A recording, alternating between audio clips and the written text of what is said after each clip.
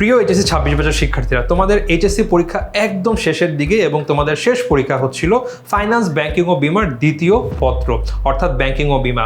কথাই আছে, শেষ ভালো যার সব ভালো তার।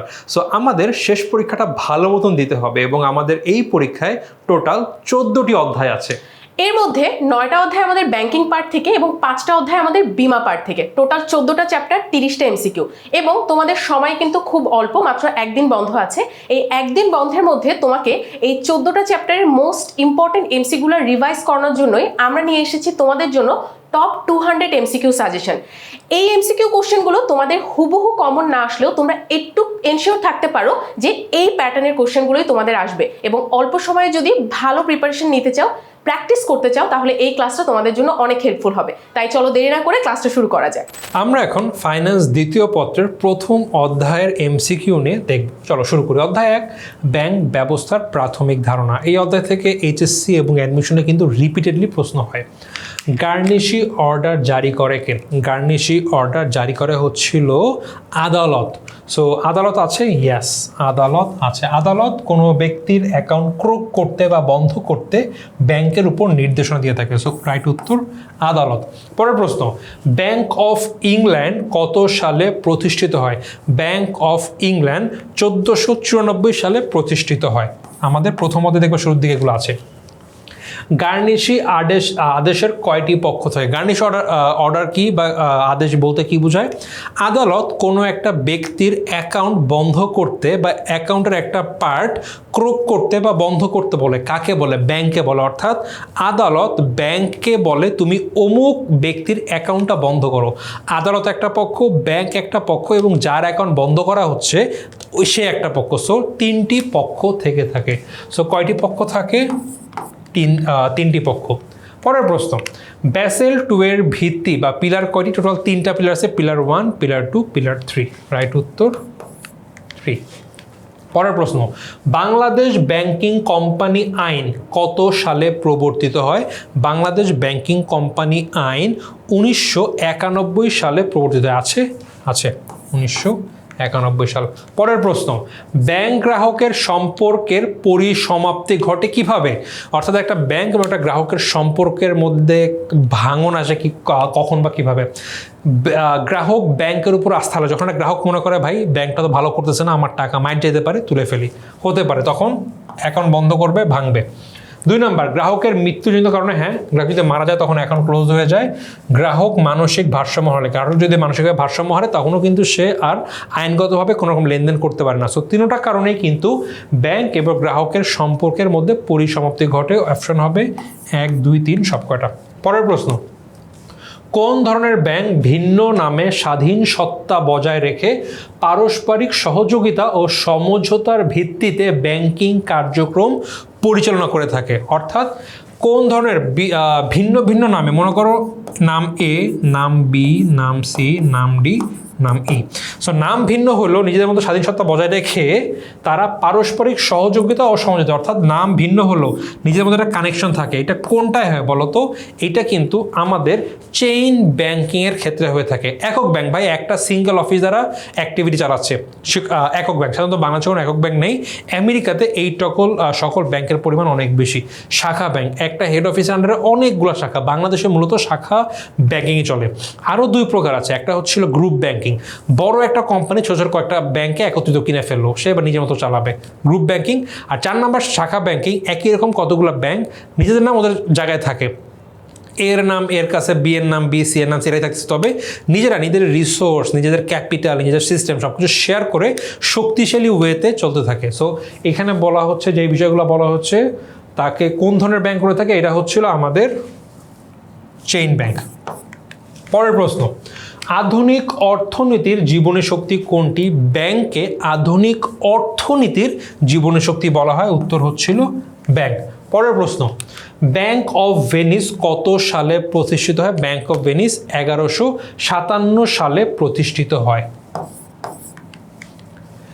মাদার অফ সেন্ট্রাল ব্যাংক কাকে বলা হয়? ব্যাংক অফ ইংল্যান্ডকে mother of all central bank বলা হয়। ব্যাংক অফ ইংল্যান্ড আছে, bank of Venice, new York, bank of England.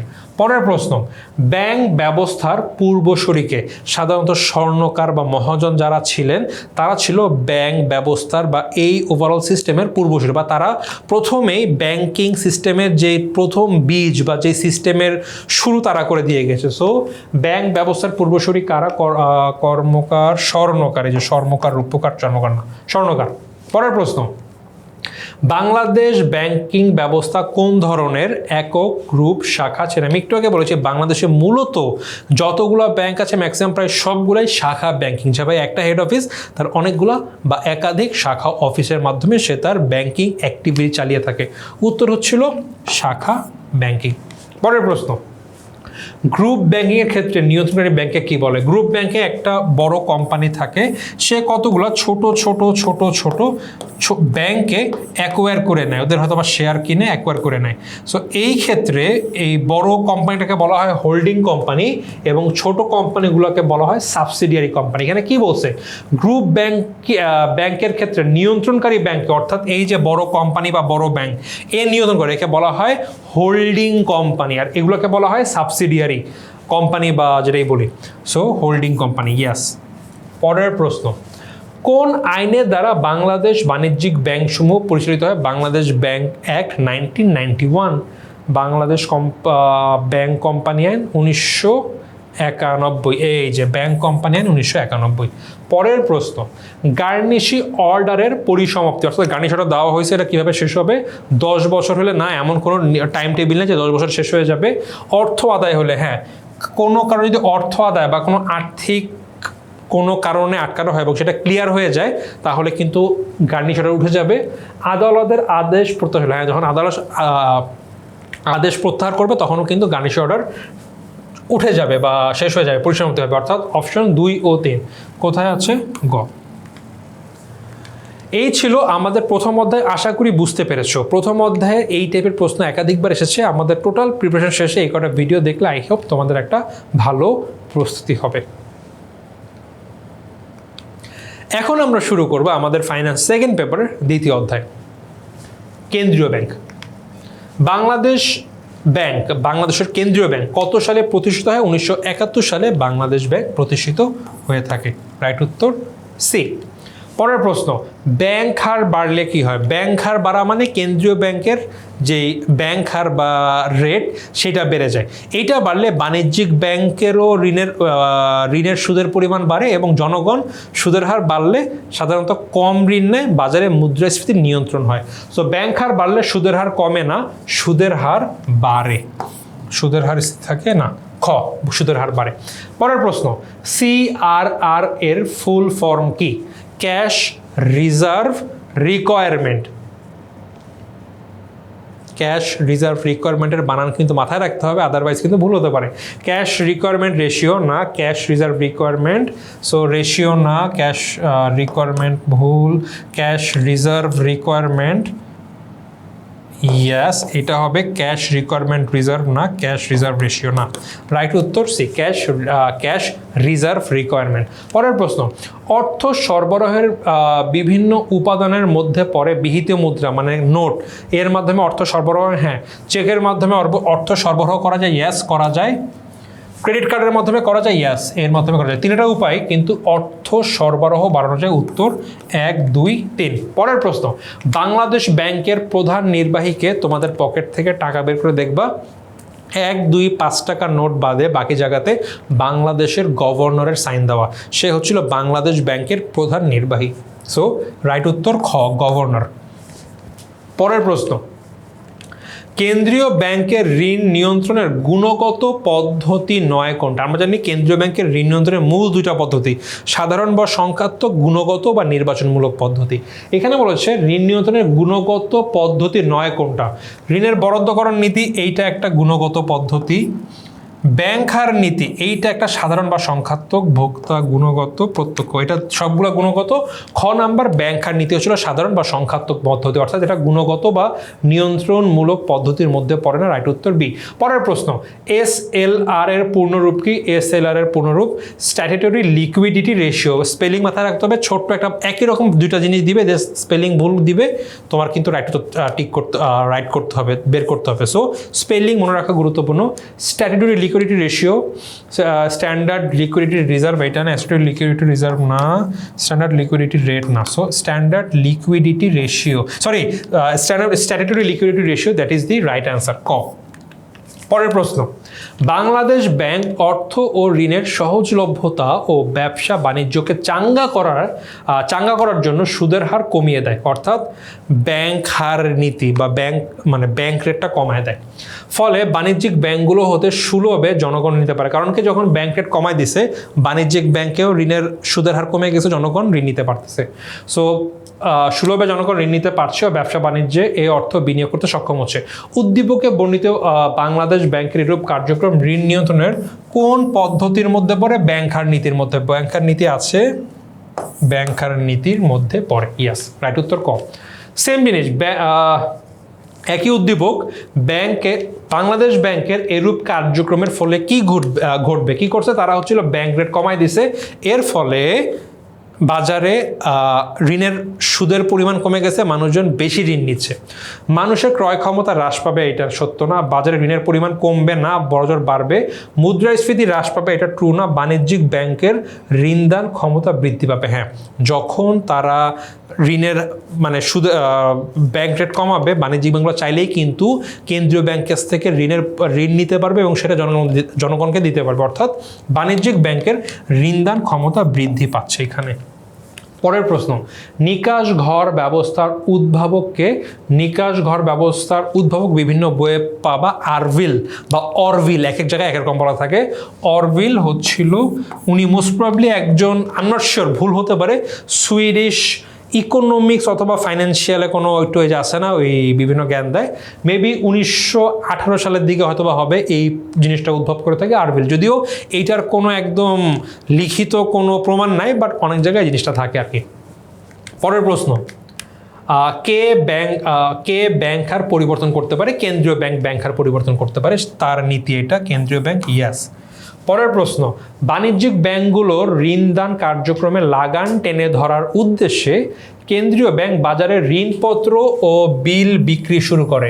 এইটা হচ্ছিল খোলা বাজার নীতির আন্ডারে পড়ে, যেখানে কেন্দ্রীয় bank treasury bond, treasury bill এসব বিক্রির মাধ্যমে বাজার থেকে টাকা তুলে নেয়। এটি কেন্দ্রীয় ব্যাংকের ঋণ নিয়ন্ত্রণের কোন নীতির মধ্যে পড়ে? প্রথমে আছে খোলা বাজার, সো খোলা বাজার নীতি। পরের প্রশ্ন, নোট ও মুদ্রার প্রচলন কেন্দ্রীয় ব্যাংকের কি ধরনের কার্যাবলীর অন্তর্ভুক্ত? নোট ও মুদ্রা প্রচলন কেন্দ্রীয় ব্যাংকের সাধারণ কার্যাবলীর মধ্যে পড়ে থাকে, সো রাইট উত্তর সাধারণ। পরের প্রশ্ন, বাংলাদেশের অর্থ বাজারের নিয়ন্ত্রককে? বাংলাদেশের অর্থ বাজারের নিয়ন্ত্রক বাংলাদেশ ব্যাংক বা বাংলাদেশের কেন্দ্রীয় ব্যাংক, বাংলাদেশ ব্যাংক। পরের প্রশ্ন, ব্যাংক হার বৃদ্ধি পেলে কি হয়? সুদের হার বৃদ্ধি পায়, ইয়েস। সুদের হার অপরিবর্তিত থাকে না, ভুল কথা, ঋণের পরিমাণ হ্রাস পায়, ইয়েস। সো রাইট উত্তর 1 এবং 3। সো এখানে 1 ও 3 কোথায় আছে? খ। সো এই ছিল আমাদের দ্বিতীয় অধ্যায়। আশা করি তোমরা এমসিকিউগুলো বুঝতে পেরেছো। এই টাইপের প্রশ্ন কিন্তু বারবার রিপিট হয়, ভালো মতন প্রস্তুতি নিয়ে যেতে হবে পরীক্ষার হলে। এখন আমরা শুরু করবো ফাইনাল সেকেন্ড পেপারের 5ম অধ্যায়, এবং এই অধ্যায়টি হচ্ছে হস্তান্তরযোগ্য ঋণের দলিল। চলো শুরু করি। প্রথম প্রশ্ন, 500 টাকার নোটে কার স্বাক্ষর থাকে? 1 টাকা, 2 টাকা এবং 5 টাকা হচ্ছিল সরকারি নোট, যেখানে অর্থ সচিবের সাইন থাকে। বাকি সবগুলো ব্যাংক নোট যেটি বাংলাদেশ ব্যাংক ছাপায় এবং প্রচলন করে থাকে, এবং সেইখানে সচিবের গভর্নরের সাইন দেওয়া থাকে বাংলাদেশ ব্যাংকে বা ব্যাংক নোটে। সো 500 টাকা নোট একটি ব্যাংক নোট এবং সেখানে আমরা গভর্নরের সিগনেচার দেখতে পারি। সো কার স্বাক্ষর থাকে? গভর্নরের সিগনেচার থাকে। পরের প্রশ্ন, হস্তান্তরযোগ্য দলিল আইন কত সালের? বাংলাদেশের যতগুলো আইন আছে এর মধ্যে ওয়ান অফ দ্য ওল্ডেস্ট আইন হচ্ছিল হস্তান্তরযোগ্য দলিল আইন, এবং এটি 1881 সালের আইন। 1881 অপশনে আছে, ইয়েস। পরের প্রশ্ন, কোনটি বাংলাদেশ ব্যাংকের নোট নয়? 1 টাকা, 2 টাকা, 5 টাকা বাদে বাকি সব বাংলাদেশ ব্যাংকের নোট। 1, 2, 5 আছে, ইয়েস। 2 নাম্বার অপশন আছে। 2 টাকা। বাংলাদেশে বহাল 1881 সালের হস্তান্তরযোগ্য দলিল আইনের কত নাম্বার ধারায় বিনিময় বিলের কথা উল্লেখ আছে? তোমরা বিভিন্ন বইয়ে দেখবা যখন বিনিময় বিল নিয়ে আছে তখন এরকম ফর্মুলার ক্ষেত্রে তোমরা দেখতে পারবা যে ফর্মুলা বলে কি সংজ্ঞার ক্ষেত্রে দেখতে পারবা যে হস্তান্তরযোগ্য আইনের এত নং ধারায় বলা আছে। এত নংটা কত নং? বিভিন্ন বইয়ে দেখবা 5 নং ধারার কথা বলা আছে। 5 নং ধারায় বিনিময় বিলের কথা উল্লেখ আছে। পরের প্রশ্ন, বাংলাদেশে 1 টাকার নোট ইস্যু করেন কে? বাংলাদেশ ব্যাংক ইস্যু করে এবং বাংলাদেশ ব্যাংকের পক্ষে অর্থ মন্ত্রণালয় ইস্যু করে থাকে। আমি ভুল বলেছি, বাংলাদেশ ব্যাংক। 1 টাকা 2 টাকা 5 টাকার নোট ইস্যু করে অর্থ মন্ত্রণালয় এবং তার পক্ষে স্বাক্ষর করে হচ্ছিল অর্থ সচিব। সো আচ্ছা, অপশনে এখানে আসলে ইস্যু করেন কে? ইস্যু করে বেসিক্যালি কোন পক্ষ? অর্থ মন্ত্রণালয়, এবং সেই পক্ষে আবার ভুলে অর্থমন্ত্রী দিয়ে দিও না। আমরা অর্থ সচিব 1 2 5 টাকা, অর্থাৎ যেটা সরকারি নোট সেখানে অর্থ সচিবের সাইন থাকে। সরকারি নোটে কে স্বাক্ষর করে? সরকারি নোটে অর্থ সচিব স্বাক্ষর করে থাকে। ব্যাংক নোটে করে হচ্ছিল গভর্নর। হস্তান্তরযোগ্য দলিলের হস্তান্তর হতে পারে অর্পণের মাধ্যমে, ইয়াস অর্পণের মাধ্যমে হতে পারে। 2 নম্বরে আছে অনুমোদনের মাধ্যমে, ইয়াস অনুমোদনের মাধ্যমে হতে পারে। পৃষ্ঠাঙ্কনের মাধ্যমে হতে পারে। 1 2 3 তিনোটাই হবে। পরের প্রশ্ন, স্ট্যাম্প। আচ্ছা, একটা ছবি বেসিক্যালি ছিল উষা পাবলিকেশন দিনাজপুর শাখা, এখানে বলা আছে, তারিখ দেওয়া আছে এবং অ্যামাউন্ট দেওয়া আছে। আমি বা আমরা এ মর্মে অঙ্গীকার করছি, যখনই অঙ্গীকার করে তখনই সেটা হচ্ছিল অঙ্গীকার পত্র হয়ে যায়। ঠিক আছে, সো অঙ্গীকার করছে যে অর্থ হতে 3 মাস পরে এত টাকা, আদার সময় এত টাকা পরিশোধ করব। যখন কেউ অঙ্গীকার করে বা পরিশোধ করব এই কথা বলে তখন সেটা হয় অঙ্গীকার পত্র। আচ্ছা, উদ্দীপক দলিলটি কোন ধরনের হস্তান্তর? অঙ্গীকার পত্র। এই যে অঙ্গীকার পত্র বলা আছে। আর বিনিময় বিলে বলা থাকে যে অমুক পক্ষ টাকা দিতে বাধ্য থাকবে। ঠিক আছে, পরের প্রশ্ন, জনাব করিম ধারে কেনা বেচার জন্য অত্যন্ত জনপ্রিয় হস্তান্তর ঋণের দলিল ব্যবহার করেন। তিনি কোন দলিলটি ব্যবহার করেন? বিনিময় বিল ধারে কেনা বেচার জন্য সবচেয়ে বেশি ব্যবহার হয়ে থাকে। সো রাইট উত্তর বিনিময় বিল। বিনিময় বিল কে তৈরি করে? 2টা পক্ষ। আমি ক্রয়ও করতে পারি, বিক্রি করতে পারি। বাকিতে ক্রয় করলাম মানে আমার টাকা দিতে হবে কাউকে, আর বাকিতে বিক্রি করলাম মানে আমি টাকা পাবো। যারা বাকিতে বিক্রি করে তারা বিনিময় বিল তৈরি করে, অর্থাৎ যারা পাওনাদার, যারা টাকা পাবে তারা বিনিময় বিল তৈরি করতে পারবে। সো বিনিময় বিল কে তৈরি করে? দেনাদার, পাওনাদার, এই যে পাওনাদার যে টাকা পাবে। পরের প্রশ্ন, অঙ্গীকার পত্রে উল্লিখিত অর্থ কিভাবে পরিশোধযোগ্য? সো অঙ্গীকার পত্রে উল্লিখিত অর্থ দেশের আইন অনুযায়ী ওই দেশের বিহিত মুদ্রায় কিন্তু পরিশোধ করতে হবে। রাইট উত্তর বিদেশি মুদ্রা, পণ্য দিয়ে স্বর্ণ মুদ্রা, বিহিত মুদ্রায়। পরের প্রশ্ন, কোনটি সরকারি নোট? 5 টাকা, অবভিয়াসলি 1 2 5 টাকা, 5 টাকা আছে, 5 টাকা সরকারি নোট। পরের প্রশ্ন, নিচের কোনটি ব্যাংক নোট ইস্যুকারী প্রতিষ্ঠান? ব্যাংক নোট করে ওই দেশের কেন্দ্রীয় ব্যাংক বা বাংলাদেশের ক্ষেত্রে বাংলাদেশ ব্যাংক। সোনালী বিশ্ব ব্যাংক, বাংলাদেশ সরকার, বাংলাদেশ ব্যাংক। ঠিক মতো দেখো, আবার বাংলাদেশ দেখে দাগ দিও না, এখানে কিন্তু সরকার লেখা ছিল। আমি ভাবছিলাম রাইট উত্তর হবে, বাট পরে দেখি সরকার। রাইট উত্তর বাংলাদেশ ব্যাংক। পরের প্রশ্ন, হস্তান্তর অযোগ্য ঋণের দলিল কোনটা? হস্তান্তর অযোগ্য ঋণের দলিল হচ্ছিল চেক, বিনিময় বিল, ব্যাংক ড্রাফট হচ্ছিল আমাদের হস্তান্তরযোগ্য ঋণের দলিল।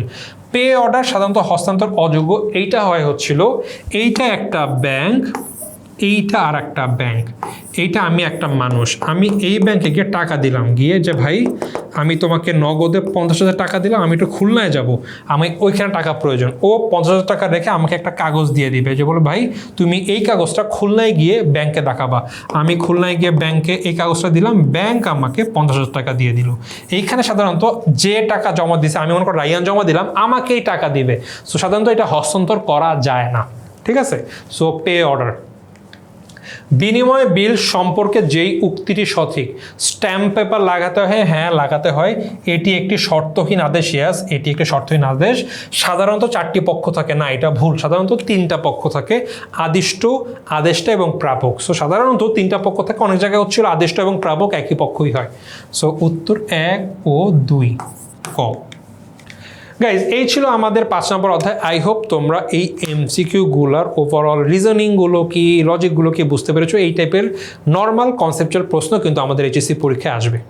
এখন আমরা শুরু করব ফাইনাল সেকেন্ড পেপারের অধ্যায় 8, যেটি হলো বৈদেশিক বিনিময় ও বৈদেশিক মুদ্রা। প্রথম প্রশ্ন, ক্রয় ক্ষমতা সমতা তত্ত্বের জনককে? সো অধ্যাপক মার্শাল না, হেনরি ফেল না, এডব্লিউ টেলর না, গুস্তাভো ক্যাসেল, এনাকে আমাদের ক্রয় ক্ষমতা সমতা তত্ত্বের জনক বলা হয়ে থাকে। আমাদের বলতে এই ওভারঅল এই যে লেনদেন হয়ে থাকে আর কি, ক্রয় ক্ষমতা সমতা তত্ত্বের আর কি, এটার জনক বলা হয়ে থাকে গুস্তাভো ক্যাসেল। বিনিময় হার নির্ধারণের আধুনিক পদ্ধতি কোনটি? বিনিময় হার নির্ধারণের আধুনিক পদ্ধতি বর্তমানে আমাদের চাহিদা এবং যোগানের উপর ডিপেন্ড করে হয়ে থাকে। সো চাহিদা ও যোগান তত্ত্ব আছে, ইয়াস, চাহিদা ও যোগান তত্ত্ব। পরের প্রশ্ন, নিচের কোনটি অবাণিজ্যিক দলিল? প্রত্যয়পত্র, ব্যাংক গ্যারান্টি, পে অর্ডার, এগুলো হচ্ছিল আমাদের সাধারণত বাণিজ্যিক। ভ্রাম্যমাণ নোটটা অবাণিজ্যিক, সাধারণত মানুষজন ভ্রমণের ক্ষেত্রে এক দেশ থেকে অন্য দেশে যাবে, এক জায়গা থেকে অন্য জায়গায় যাবে, সেই ক্ষেত্রে তাদের ভ্রাম্যমাণ নোটটা ইউজ করে থাকে, সাধারণত এটা অবাণিজ্যিক অ্যাক্টিভিটির জন্য হয়ে থাকে। অনলাইন ব্যাংকিংয়ে নিচের কোন উপকরণের প্রয়োজন কমিয়েছে? এইখানে কমিয়েছে হচ্ছে ব্যাংক ড্রাফটের ব্যবহার সবচাইতে কমাইছে। ভাইয়া কিভাবে কমাইলো? ওকে, ব্যাংক ড্রাফট জিনিসটা আমাদের বুঝতে হবে। সো মনে করো আমি রাইয়ান, তোমার নাম ধরে নাও তুমি নাভিদ, তুমি যা ভিডিও দেখছো ধরে নাও তোমার নাম নাভিদ। সো তোমার কাছ থেকে আমি একটা জমি কিনতেছি, জমির দাম হচ্ছিল 50 লক্ষ টাকা। এখন মানুষ যখন এরকম লেনদেন করে, মনে করো জমি কিনতেছে, আমরা এখন সাইন কোথায় করতেছি? জমি রেজিস্ট্রি অফিসে বসে। তুমি আমাকে তোমার জমি লিখে দিচ্ছ ফাইনালি। এখন আমি তোমাকে টাকা দিব, ক্যাশ তো 50 লক্ষ টাকা দেওয়া যায় না, আরও অনেক সময় অনেক জমি দাম অনেক বেশি, 20 কোটি টাকা হয়, ক্যাশ তো নেওয়া যায় না। কিভাবে করতে পারেন ভাইয়া? চেক দেওয়া যায়, ক্যাশ নেওয়া যাবে না, চেক দেওয়া যাবে। সো আমি তোমাকে লিখলাম 50 লক্ষ টাকার আমার নামে, আমার অ্যাকাউন্টে একটা চেক কেটে দিলাম তোমার নামে। তুমি আমাকে তোমার জমি দিয়ে দিলা, সাইন করে প্রপারলি মালিকানা দিয়ে দিলাম, আমি তোমাকে চেক দিলাম। তুমি ব্যাংকে গিয়ে চেকটা দিলা, ব্যাংক বললো ভাই এই যে লোকের চেক দিলেন তার অ্যাকাউন্টে তো সব মিলে 5 লক্ষ টাকা নেই, আপনি 50 লক্ষ টাকা কই দিয়ে পাবেন? চেকটা কিন্তু বাউন্স করবে, টাকা কিন্তু সে পাবে না, আমার কাছে আসবে। আমি যেটা খারাপ মানুষ হয়, তুমি আমার কাছে আসলা, ভাই দিব না ভাই এখন টাকা নেই, এরকম ঘুরাই দিছি, এটা কিন্তু একটা ঝামেলা। অনেকে কিন্তু এখানে ফ্রডও করতে পারে এরকম। সো এইসব ক্ষেত্রে আমাদের এই ঝামেলা দূর করার জন্য ছিল ব্যাংক ড্রাফট। ব্যাংক ড্রাফটে কি ভাই? আমি রাইয়ান, আমি ব্যাংকে গেলাম, আমি রাইয়ান, আমি গেলাম ব্যাংকের কাছে যে ভাই আপনি আমাকে একটা দলিল লিখে দেন। দলিল লিখবেন মিস্টার নাভিদের নাম, 50 লক্ষ টাকা। এই দলিলটা কি হবে? একটা ব্যাংক ড্রাফট। আমি ব্যাংকে 50 লক্ষ টাকা দিব, ব্যাংক তখন আমাকে এই ব্যাংক ড্রাফটটা আমাকে দিবে। সো এই ড্রাফটে নাভিদের নাম লেখা। আমি যখন তুমি যখন আমাকে তোমার জমি লিখে দিলা, আমি তোমাকে এই ব্যাংক ড্রাফটটা দিয়ে দিলাম, ব্যাংক ড্রাফট। এবং তুমি জানো ব্যাংক ড্রাফট পাইছো মানে ব্যাংকের কাছে 50 লক্ষ টাকা আছেই, কারণ ব্যাংক কখনো তোমার কাছ মানে আমার কাছ থেকে 50 লক্ষ টাকা না নিয়ে এই ব্যাংক ড্রাফটটা বানায় নাই। সো তুমি নিশ্চিন্তে জমি লিখে দিলা আমার নামে, আমি তোমাকে ব্যাংক ড্রাফট দিলাম, তুমি ব্যাংকে দিয়ে দিলা, টাকা তুলতে পারলা। এইটা হইতো। বাট বর্তমানে কিন্তু ঝামেলার দরকার নাই। বর্তমানে মোবাইলে বসে ইনস্ট্যান্টলি এক অ্যাকাউন্ট থেকে অন্য অ্যাকাউন্টে টাকা ট্রান্সফার করা যায়। আমার এখন টাকা আছে, আমি ব্যাংকের অ্যাপে বসে পাঠাই দিলাম। সো এই যে ব্যাংক ড্রাফটের কাগজের ঝামেলা, এটা কোনো দরকার নাই। এক বসাতে সাইন দিতেছে একদিকে, অন্যদিক থেকে ব্যাংক ট্রান্সফার করে টাকা পাঠিয়ে দেওয়া যায়।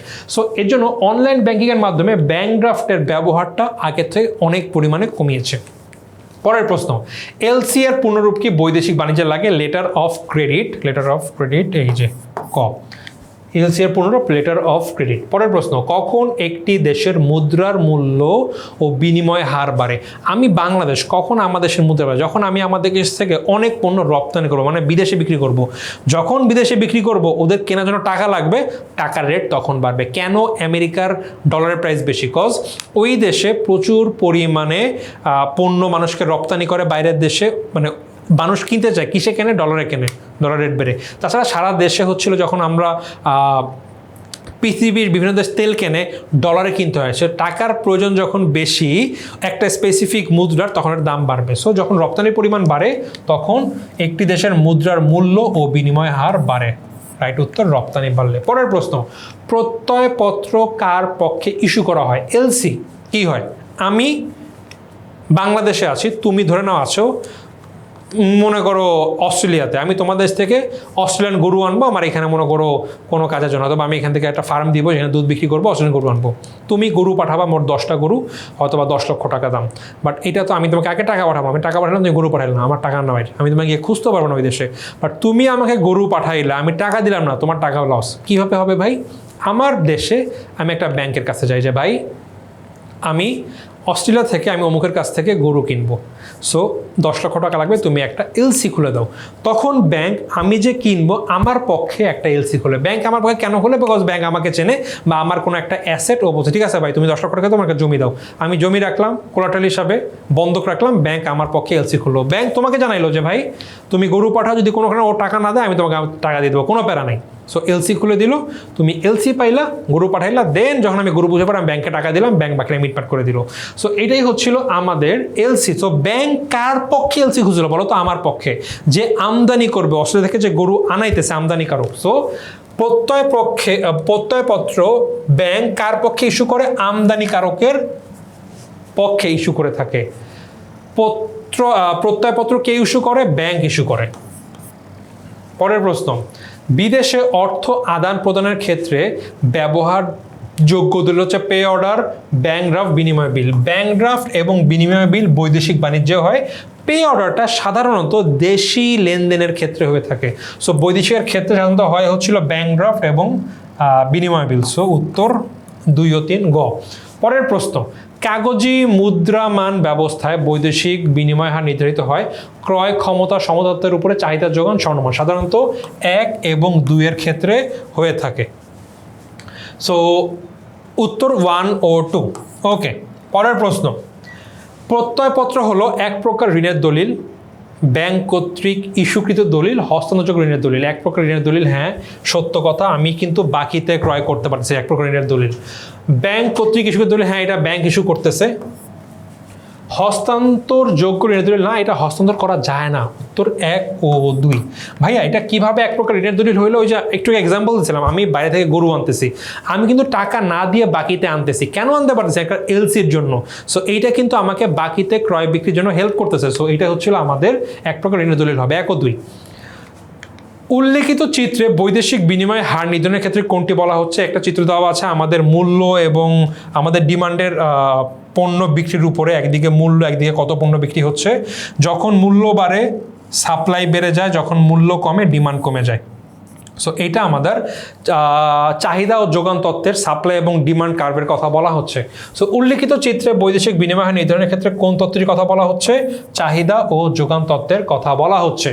চিত্রে প্রদর্শিত তত্ত্বটি সম্পর্কে যুক্তিযুক্ত হলো বাজারে মুদ্রাস্ফীতি পরিমাণ জানা যায় না, জানা যায় না, টাকার মূল্য ডলারে চাহিদা যোগানের উপর নির্ভরশীল, হ্যাঁ এইটার একটা ব্যাপার আছে এখানে। এই তত্ত্ব অনুযায়ী টাকা হলো ভাসমান মুদ্রা, হ্যাঁ এটাও সত্য। সো রাইট উত্তর 2 এবং 3। পরের প্রশ্ন, ওয়াই ব্যাংক সঞ্চিতা ট্রেডার্সের প্রদেয় হিসাবকে অর্থ পরিশোধের নিশ্চয়তা প্রদান করে। আচ্ছা, ওয়াই একটা ব্যাংক, সে সঞ্চিতা ট্রেডার্সের প্রদেয় হিসাবকে, মানে যাকে সঞ্চিতা ট্রেডার্স যাকে টাকা দেওয়ার কথা ছিল সেই পরিশোধের অর্থ পরিশোধের নিশ্চয়তা দেয়।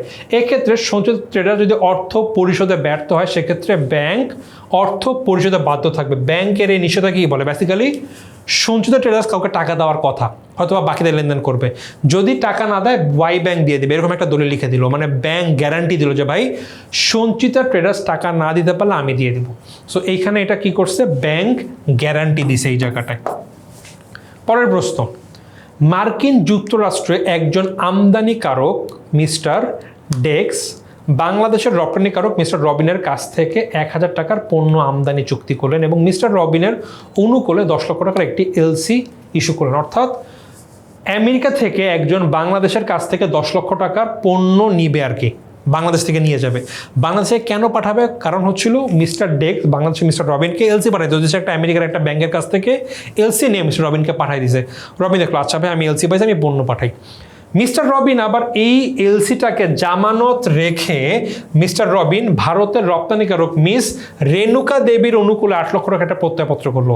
মিস্টার রবিনের কাছে একটা এলসি আছে, মিস্টার রবিন ব্যাংকে গেল, ব্যাংকে বললো ভাই দেখেন আমি 10 লক্ষ টাকার এলসি আছে, আমি পণ্য পাঠাবো, টাকা পাবো আর কি, বাট আমার ইন্ডিয়া থেকে মিস্টার রেণুকা দেবীর কাছ থেকে 8 লক্ষ টাকার একটা জিনিস আনতে হবে, আমার একটা এলসি লাগবে, মানে আমি রেণুকার কাছ থেকে পণ্য কিনবো, আমার এলসি লাগবে, আপনি একটা এলসি দেন। ব্যাংক বললো ঠিক আছে তোমাকে এলসি দিচ্ছি, আমি কি হিসাবে দিব? ও বললো এই যে ভাই আমার কাছে 10 টাকা এলসি আছে না, আমি তো টাকাটা পাবো তাই না, আমি এটা আপনার কাছে বন্ধক রাখলাম। সো বেসিক্যালি আমি এক এলসি বন্ধ রেখে আমার জন্য আরেকটা এলসি খুললাম। সো এইটাকে বলা হয় back to back LC. So এই উদ্দীপকের প্রত্যয়পত্রের নাম কি? Back to back LC. অর্থাৎ একটা এলসি বা প্রত্যয়পত্র বন্ধক রেখে আরেকটা এলসি খোলার সিস্টেমকে বলা হয় ব্যাক টু ব্যাক এলসি। এই ছিল আমাদের এই অধ্যায়ের এমসিকিউগুলো। আশা করি তোমরা বুঝতে পেরেছো। এই টাইপের এমসিকিউ কিন্তু ঘুরে ফিরে আমাদের এইচএসসি পরীক্ষা আসে। দেখা হচ্ছে পরবর্তী চ্যাপ্টারে। আমরা এখন শুরু করব ফাইনাল সেকেন্ড পেপারের ব্যাংকিং ও বিমার যেই বিমা পার্টটা, সেটা আমাদের বিমার প্রথম অধ্যায়, অধ্যায় 10, বিমা সম্পর্কে মৌলিক ধারণা।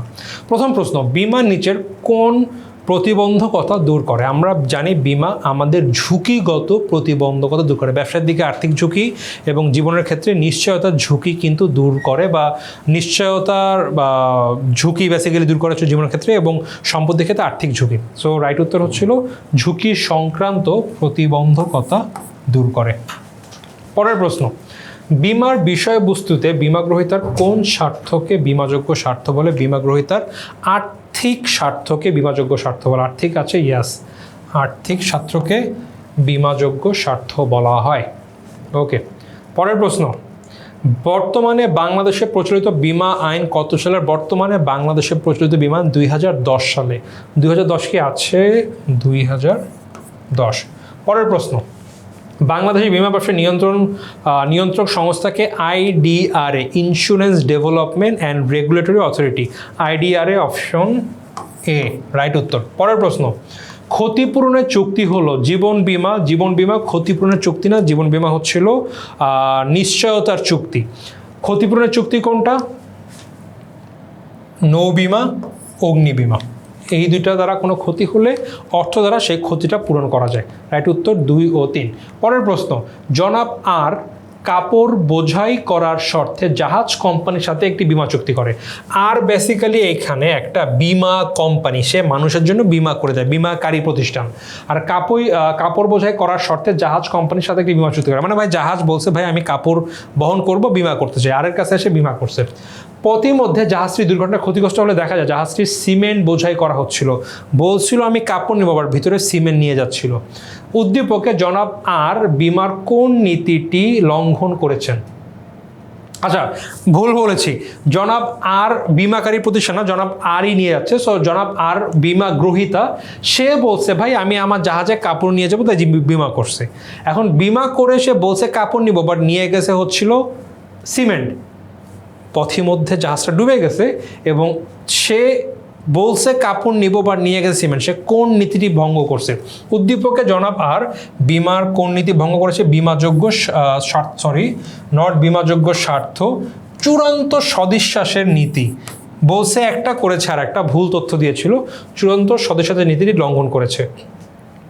সেম জিনিস, উদ্দীপকে উল্লিখিত প্রেক্ষাপটে বিমা কোম্পানির করণীয় কি? বিমা কোম্পানিকে মিস্টার আর বলছিল ভাই কাপড় নিয়ে যাব, নিচে সিমেন্ট, মিথ্যা বলছে। সো যখন এরকম চূড়ান্ত সদিশ্বাস ভঙ্গ করা হয়, তখন বিমাকারী প্রতিষ্ঠান চাইলে তারা তাদের বিমা দাবি পরিশোধ নাও করতে পারে। সো বিমা দাবি প্রত্যাখ্যান করা, এইটা কিন্তু চাইলে করতে পারে। পরের প্রশ্ন, বিমাযোগ্য স্বার্থের ভিত্তি কোনটা? বিমাযোগ্য স্বার্থ বলতে বিমার যে বিষয়বস্তু তার উপর আর্থিক স্বার্থ মালিকানাকে বোঝানো হয়। সো স্বার্থের ভিত্তি কোনটা? মালিকানা। সো মালিকানা থাকলে আর্থিক স্বার্থ হবে, আবার অর্থ দেখে দেখাই দেয় না, কিন্তু ডিফারেন্ট জিনিস। আর্থিক স্বার্থ বা মালিকানা স্বার্থ থাকা লাগে আর কি, এখানে মালিকানা থাকলে আর্থিক স্বার্থ থাকে আর কি। পরের প্রশ্ন, সর্বপ্রথম কোন বিমার ব্যবস্থার উৎপত্তি হয়? আমরা যখন বিমা ব্যবসার ইতিহাস দেখব সবাই প্রথমে নৌ বিমার প্রচলন ঘটে। সো নৌ বিমা আছে, নৌ বিমা। পরের প্রশ্ন, ঝুঁকি গ্রহণের বিনিময় মূল্যকে কি বলা হয়? বিমাকারী প্রতিষ্ঠান বিমা গ্রহীতার ঝুঁকি গ্রহণ করে, তার বিনিময়ে কি পেয়ে থাকে? প্রিমিয়াম পেয়ে থাকে, এবং এই প্রিমিয়াম হচ্ছিল তাদের ঝুঁকি গ্রহণের বিনিময় মূল্য। সো রাইট উত্তর হচ্ছিল বিমা প্রিমিয়াম। প্রিমিয়াম আছে, বৃত্তি, বোনাস, প্রিমিয়াম। পরের প্রশ্ন, যে ঝুঁকির ক্ষেত্রে ক্ষতির আশঙ্কা স্বাভাবিকের তুলনায় কম বা স্বাভাবিকের চেয়ে কম, তাকে কি ঝুঁকি বলে? তাকে বলা হয় উত্তম আদর্শিক ঝুঁকি। অর্থাৎ ঝুঁকি যেটুকু নর্মাল তার থেকে কম, এটা হলো উত্তম আদর্শিক ঝুঁকি।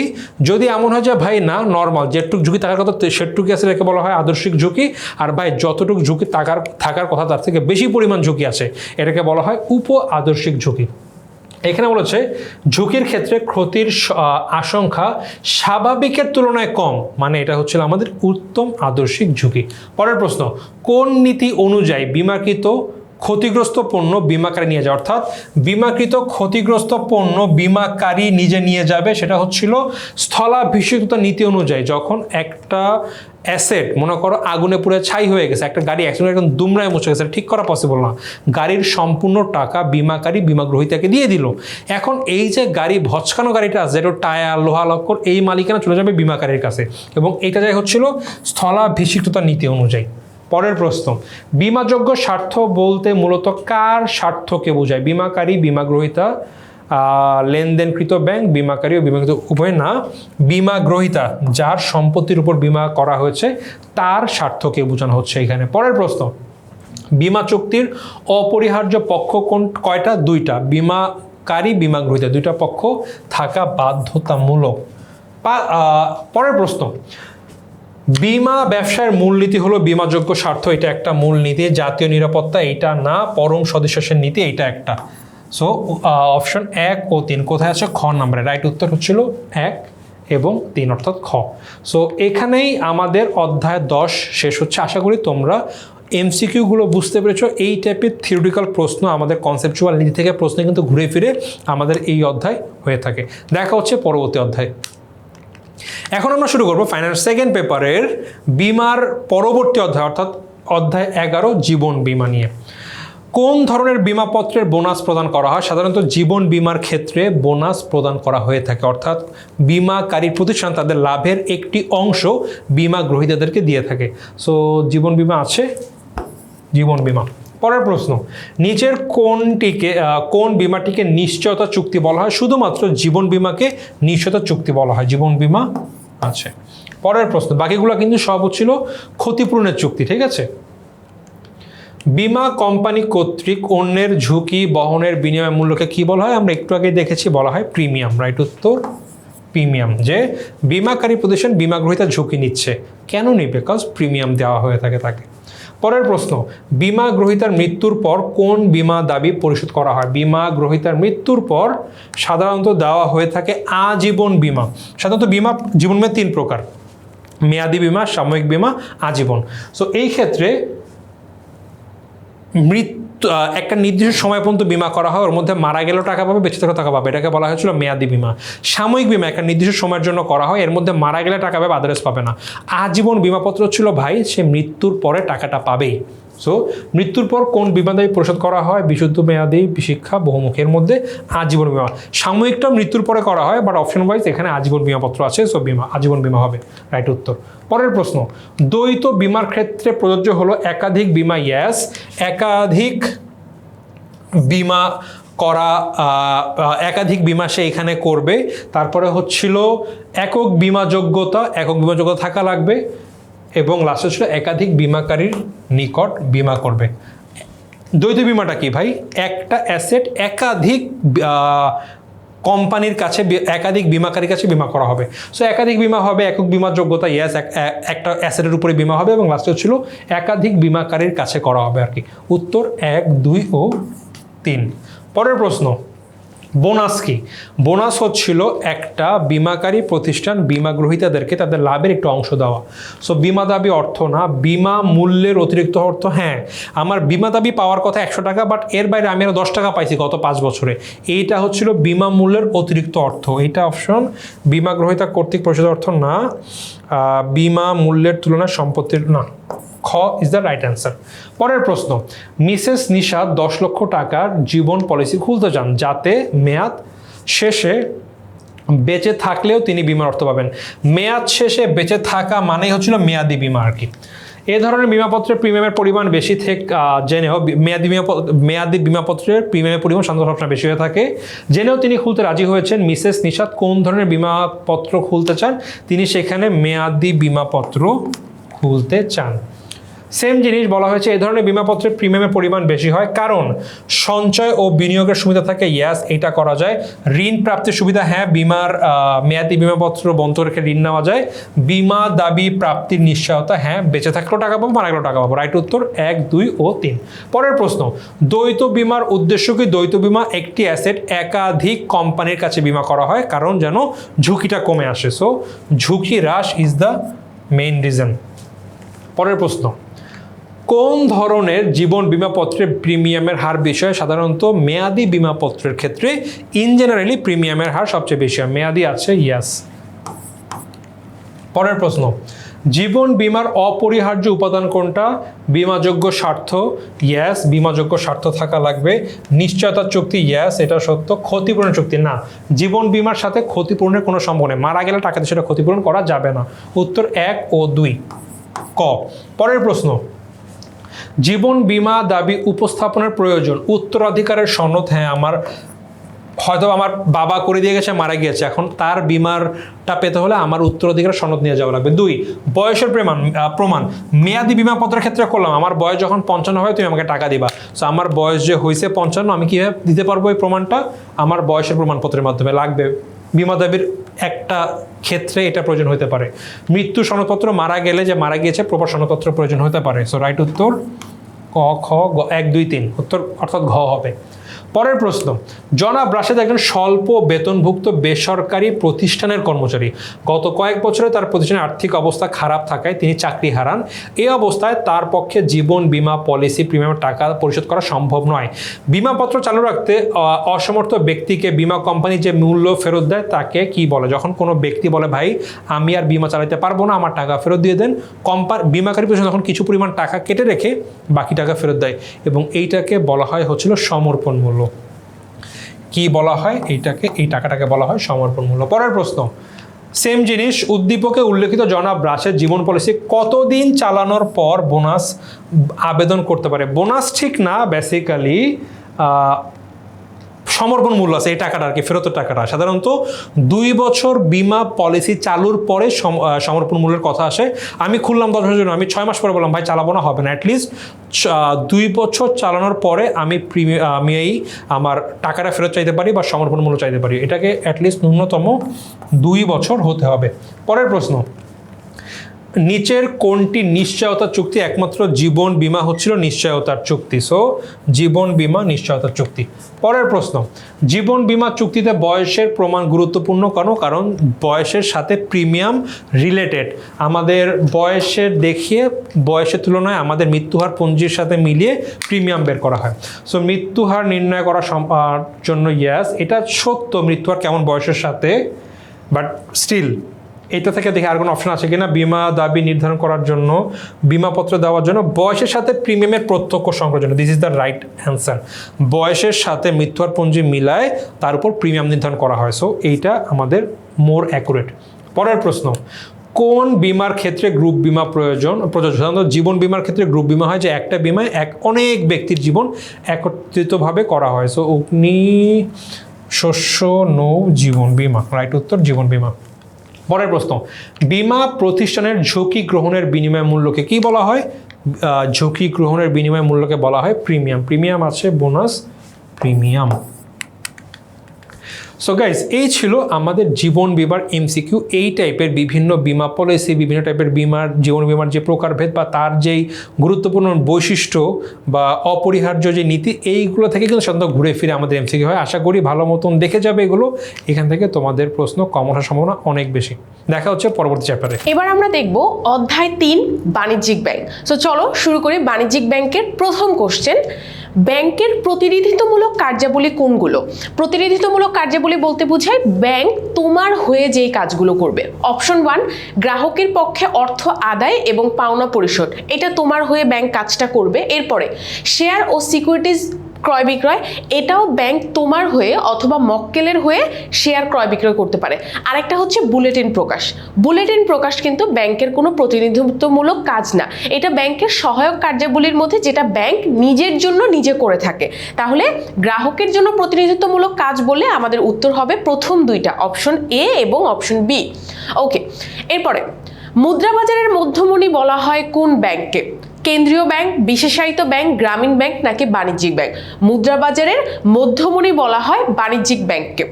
আর মুদ্রা বাজারের তোমরা গার্ডিয়ান বলতে পারো, গার্ডিয়ান অথবা অভিভাবক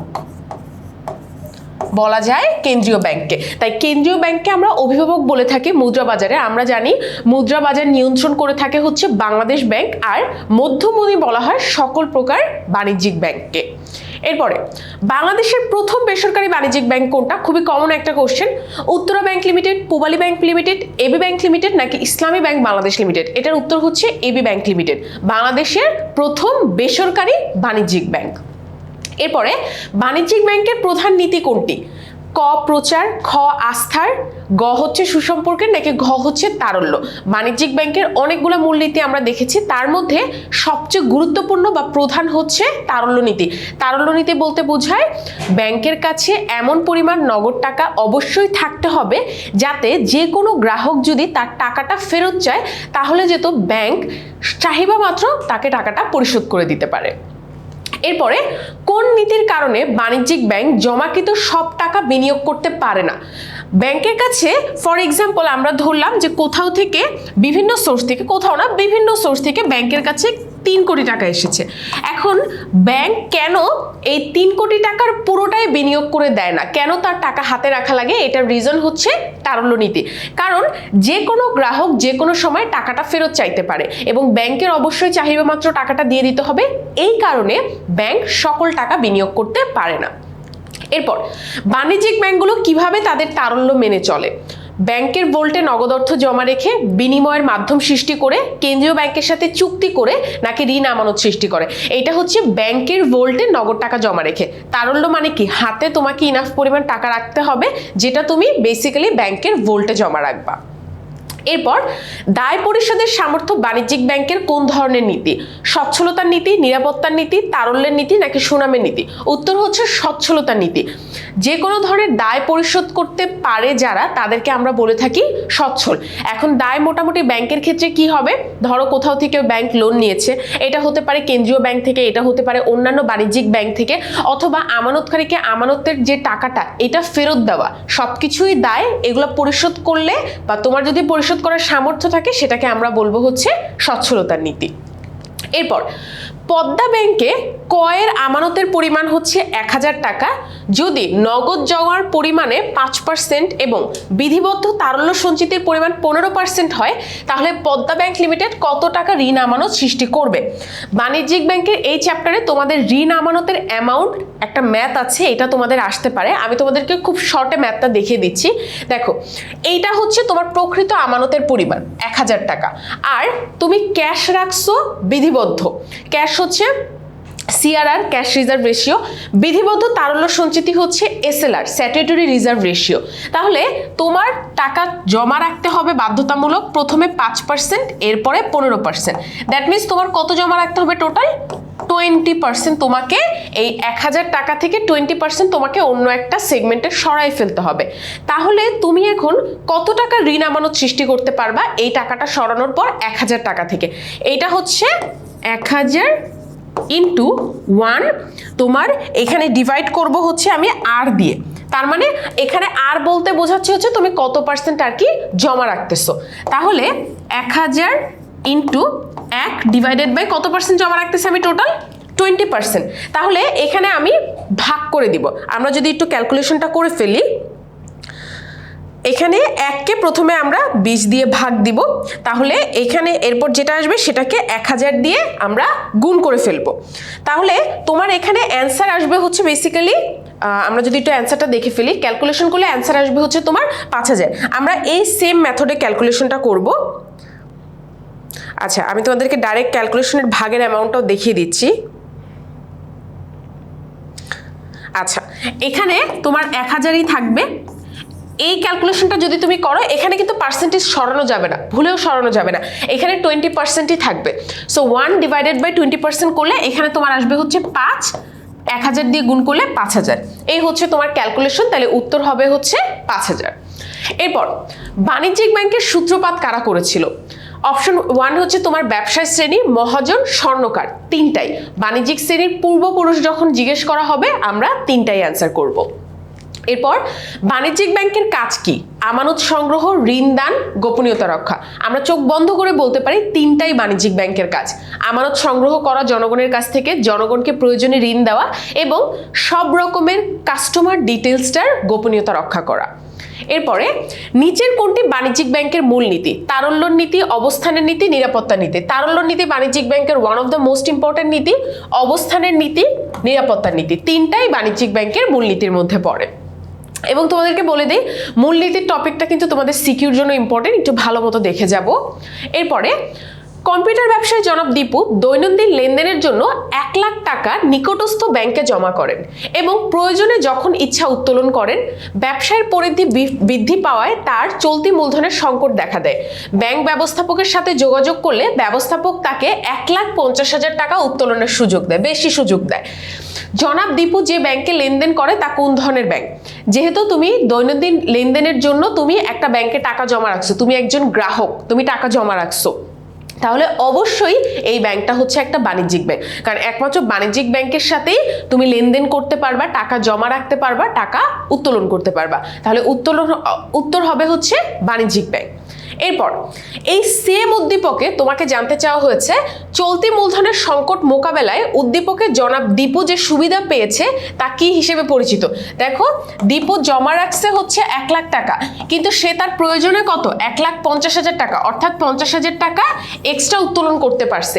এইটাকে আমরা কি বলবো? এটাকে আমরা বলবো জমাতিরিক্ত ঋণ।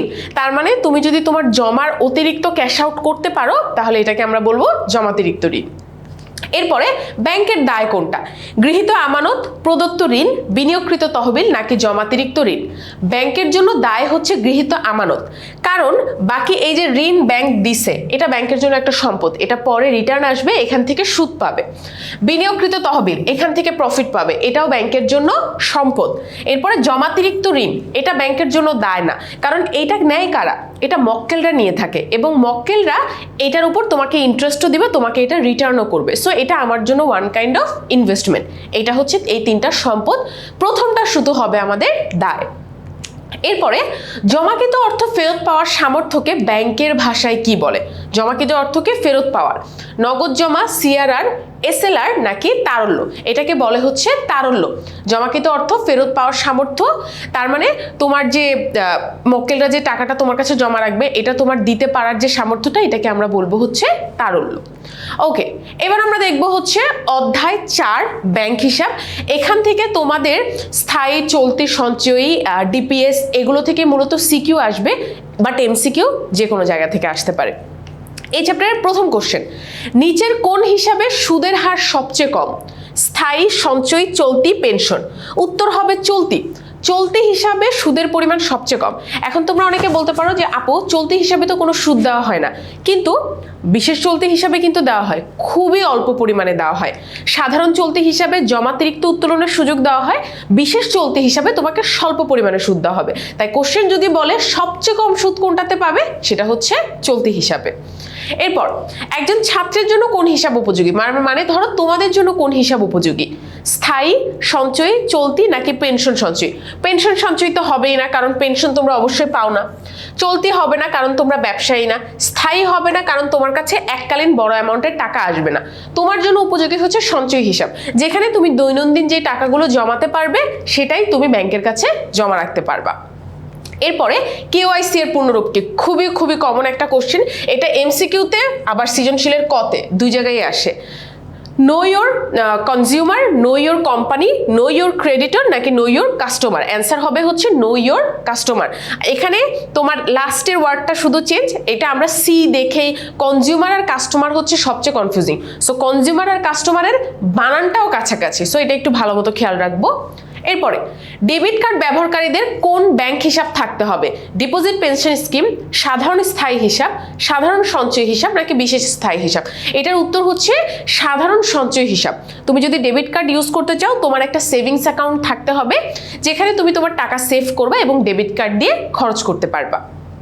এরপর মানি লন্ডারিং ও অবৈধ লেনদেন বন্ধের জন্য হিসাব খোলার সময় ব্যাংক কর্তৃক সরবরাহকৃত যে ফর্মটি গ্রাহকদেরকে বাধ্যতামূলকভাবে পূরণ করতে হয় সেটা কোনটা? সাধারণ আবেদন ফর্ম, নমুনা স্বাক্ষর, কেওয়াইসি ফর্ম, ওয়াইকেসি ফর্ম। এটার উত্তর হচ্ছে KYC form, know your customer form. একজন রপ্তানিকারকের জন্য কোন হিসাব সবচেয়ে উপযোগী? চলতি, স্থায়ী, বিশেষ চলতি। এটা অবশ্যই চলতি হবে। একজন রপ্তানিকারক হচ্ছে ব্যবসায়ী, সে দেশের বাইরে প্রোডাক্ট পাঠায়, দরকারে দেশের বাইরে থেকে প্রোডাক্ট আনে, আমদানিকারকও হতে পারে। এদের ক্ষেত্রে অবশ্যই আমরা বলবো চলতি হিসাব। এরপর ব্যাংক মক্কেলের হিসাবের গোপনীয়তা প্রকাশ করতে পারে মক্কেলের নির্দেশে, আদালতের নির্দেশে, জনস্বার্থে। মক্কেল বলতে আমরা বোঝাচ্ছি ক্লায়েন্ট বা আমার ব্যাংকে অ্যাকাউন্ট ওপেন করেছে। তাহলে এখানে একমাত্র মক্কেল যদি বলে আমাকে আমার অ্যাকাউন্ট ডিটেলস দেন, অথবা আমার আদেশক্রমে ওনাকে আমার অ্যাকাউন্ট ডিটেলস দেন, দিতে পারবো। আদালত যদি বলে দিতে পারবো, কিন্তু জনগণের স্বার্থে আমি কোনো ইন্ডিভিজুয়াল ব্যক্তির ব্যাংক ডিটেলস দিতে পারবো না, গোপনীয়তা নষ্ট করতে পারবো না। উত্তর হবে 1 এবং 2। এরপর নমুনা স্বাক্ষর কার্ডের অন্তর্ভুক্ত বিষয় কি কি? হিসাবের শিরোনাম, স্বাক্ষরকারীর নাম এবং নমুনা দস্তখত, নমিনির নাম। নমুনা স্বাক্ষর কার্ড কোনটা? যেখানে তুমি তোমার 3টা সাইন দিয়ে থাকো, যে ডিফারেন্ট প্যাটার্নের সাইন। ধরো একটা মানুষ হচ্ছে ধরো এইভাবে একটা সাইন দিল, মাঝে মধ্যে এইভাবে দিয়ে আবার এখানে দিয়ে আবার একটু ডিফারেন্ট হয়ে যায়, তাহলে তোমার ডিফারেন্ট সাইন তোমার কাছ থেকে 3টা রাখা হবে। এবং তুমি যখন ব্যাংক থেকে চেক তুলবা বা যে কোনো কিছু করবা, সবসময় তোমাকে এই 3টা সাইনের মধ্যে একটা সাইন তোমাকে দিতে হবে। তাহলে নমুনা স্বাক্ষর কার্ডে কি কি থাকা উচিত? হিসাবের শিরোনাম থাকা উচিত, ইয়েস, অবশ্যই নমুনা স্বাক্ষর কার্ডে নমুনা থাকবে, কিন্তু নমিনির নাম এখানে কোনো প্রয়োজন নেই। উত্তর হবে 1 এবং 2। এরপর একটা ব্যাংক হিসাব বন্ধ হয়ে যায় আদালতের নির্দেশ পেলে, গ্রাহক ইচ্ছা পোষণ করলে, ব্যাংক ইচ্ছা পোষণ করলে। কখনোই ব্যাংক গ্রাহকের পারমিশন ছাড়া নিজে নিজে ব্যাংক অ্যাকাউন্ট বন্ধ করে দিতে পারবে না। এইটার উত্তর হবে হিসাব বন্ধ হয়ে যায় হচ্ছে 1 এবং 2 এ। এখন এখানে অনেকের মনে হতে পারে যে আমরা কিছু নিয়ম জানি যে যদি অনেক লম্বা সময় পর্যন্ত মক্কেল কোনো রকমের ট্রানজ্যাকশন না করে তাহলে ব্যাংক বন্ধ করে দেয়, কিন্তু এটা তো একটা ডিফারেন্ট সিচুয়েশন। ব্যাংক কিন্তু ইচ্ছা পোষণ করলে বন্ধ করতে পারে না। ব্যাংকের মনে হলো এই ক্লায়েন্টটার অ্যাকাউন্ট আমি অফ করে দিব, এরকম কিন্তু হয় না। ওইটা ডিফারেন্ট সিচুয়েশন থাকে, যেই কারণে ব্যাংক অফ করতে পারে, কিন্তু ব্যাংকের নিজের ইচ্ছায় ব্যাংক এটা অফ করতে পারবে না। তাহলে আদালত এবং গ্রাহক যদি বলে, একমাত্র তখন ব্যাংক হিসাব বন্ধ হবে। এরপরে পি যে ব্যাংকে হিসাব পরিচালনা করে, সে ব্যাংক তাকে তার স্ত্রীর ব্যাংক হিসাবের তথ্য তিনি স্ত্রীর সম্মতি ছাড়া গ্রহণ করতে পেরেছেন। তার মানে পি তার ওয়াইফের ব্যাংক অ্যাকাউন্টের ডিটেলসটা ওয়াইফের পারমিশন ছাড়া নিয়ে নিতে পারছে একটা ব্যাংক থেকে। অন্যদিকে কিউ অন্য আরেকটা ব্যাংক থেকে স্ত্রীর ব্যাংক হিসাবের তথ্য জানতে চাইলে ব্যাংক কর্তৃপক্ষ অপারগতা প্রকাশ করে। 2 জন ব্যক্তি, একজন তার ওয়াইফের ব্যাংক ডিটেলস পেয়ে গেছে, আরেকজন পায় নাই। কিউ এর ব্যাংকটি নিচের কোন প্রতীকটি লালন করে? আস্থা ও বিশ্বাস, ভালোবাসা, নির্ভরতা নাকি নিশ্চয়তা? অবশ্যই আমরা বলবো আস্থা এবং বিশ্বাস। এখানে কিউ তার মক্কেলের পারমিশন ছাড়া কাউকে, তার হাজবেন্ড, তার বাবা, তার মা, তার বোন, কাউকেই ব্যাংক ডিটেলস দিবে না। এটা হচ্ছে আস্থা এবং বিশ্বাস। এরপরের কোশ্চেন হচ্ছে যে এই সেম উদ্দীপকে পি এর স্ত্রী ব্যাংকের বিরুদ্ধে আইনি পদক্ষেপ গ্রহণ করতে পারবেন। পি তোমার স্ত্রীর পারমিশন ছাড়া স্ত্রীর ব্যাংক অ্যাকাউন্টের ডিটেলস গ্রহণ করেছে, তাহলে এতে কিন্তু আস্থা এবং বিশ্বাসের নীতি ভঙ্গ হয়েছে এবং স্ত্রী কিন্তু ওই ব্যাংকের এগেনস্টে তোমার অ্যাকশন নিতে পারবে। কি কি পদক্ষেপ নিতে পারবে, কেন নিতে পারবে? ব্যাংকটি গোপনীয়তা ভঙ্গ করেছে, ইয়েস, এটা একটা রিজন। গ্রাহকের আর্থিক ক্ষতি হয়েছে, আর হচ্ছে আরও আছে কি, গ্রাহকের ঝুঁকির আশঙ্কা আছে। তাহলে গ্রাহকের এখনো আর্থিক ক্ষতি হয়নি, কিন্তু গ্রাহকের কিন্তু আগামীতে একটা তোমার ঝুঁকির আশঙ্কা থেকে গেছে। তাহলে আমরা বলবো উত্তর হবে 1 এবং 3। এরপরে কোন হিসাবে ব্যাংক কোনো সুদ প্রদান করে না? স্থায়ী হিসাব, চলতি হিসাব, সঞ্চয় হিসাব, ডিপিএস। উত্তর হচ্ছে চলতি হিসাব। সাধারণত চলতি হিসাবে কোনো সুদ প্রদান করে না, কিন্তু যদি বিশেষ চলতি হিসাব হয় যেখানে তোমার টাকাটা একটা নির্দিষ্ট সময় থেকে বেশি সময় ধরে আছে, তখন সুদ দেয়।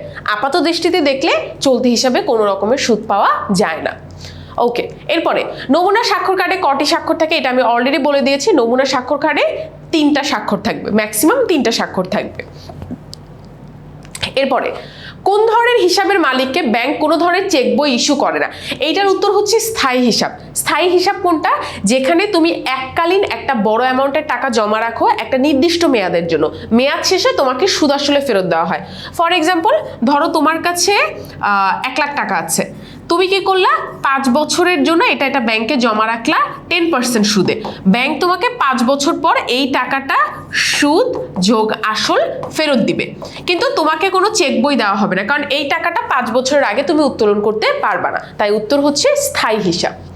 এরপর ব্যাংক জমাতিরিক্তের সুবিধা থাকে কোন ধরনের হিসাবে? এটা আমরা অলরেডি জানি, এটা হচ্ছে চলতি হিসাবে। চলতি হিসাবে কোনো সুদ দেওয়া হয় না, কিন্তু ব্যাংক জমাতিরিক্ত সুবিধাটা পাওয়া যায়। এবার আমরা দেখব অধ্যায় 6 চেক, বিনিময় বিল এবং অঙ্গীকারপত্র। আগেই বলে নেই, এই চ্যাপ্টার থেকে তোমাদের চেকের পার্ট থেকে কোশ্চেন আসার সম্ভাবনা সবচেয়ে বেশি। এছাড়াও আমরা বিনিময় বিল এবং অঙ্গীকারপত্রের বিষয়ে একদম ক্লিয়ার ধারণা রাখবো। চলো এবার দেখে নিই এই চ্যাপ্টারের ইম্পর্টেন্ট এমসিকিউগুলো কোনগুলো। প্রথমে, কোন ধরনের চেকে ঝুঁকি বেশি থাকে? বাহক চেক, হুকুম চেক, দাগ কাটা চেক নাকি বিশেষ চেক? অবশ্যই বাহক চেক। বাহক চেক হচ্ছে সবচেয়ে বেশি ঝুঁকিপূর্ণ চেক। বাহক চেক কোনটা? যে বহন করতেছে তাকেই ব্যাংক টাকা প্রদান করতে বাধ্য থাকে, এটাকে আমরা বলি বাহক চেক।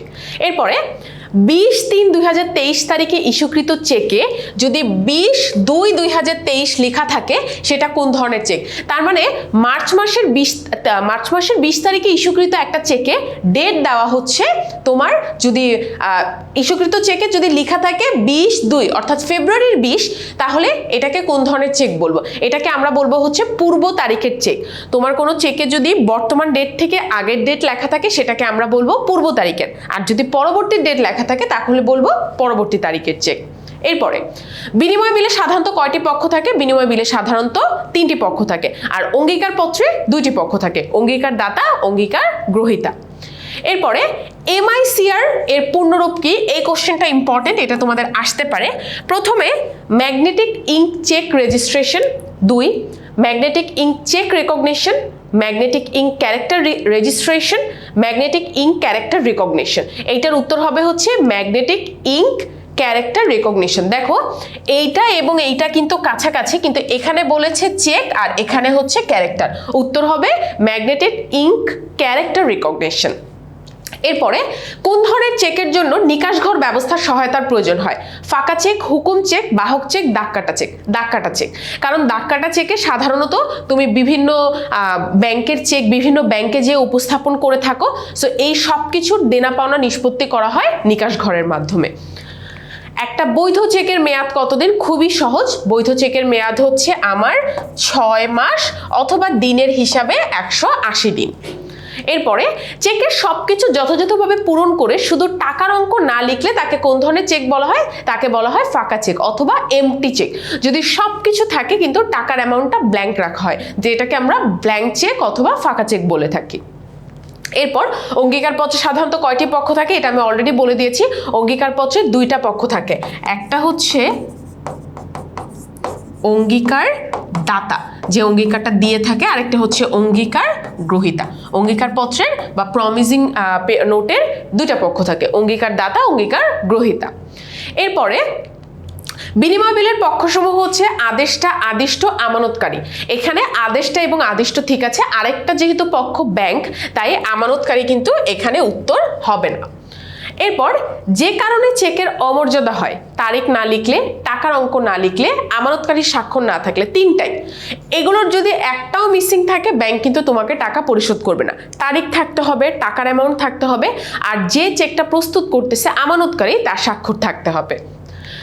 এরপর জনাব রহমান মিস্টার হকের কাছ থেকে 1 লাখ টাকার একটা চেক পেয়েছেন, কিন্তু ভুলক্রমে তিনি তা ব্যাংকে উপস্থাপন করেননি। কিছুদিন পর তিনি চেকটা ব্যাংকে জমা দিলে ব্যাংক টাকা প্রদানে অস্বীকৃতি জানায়। জনাব রায়হানের চেকটা কোন ধরনের চেক?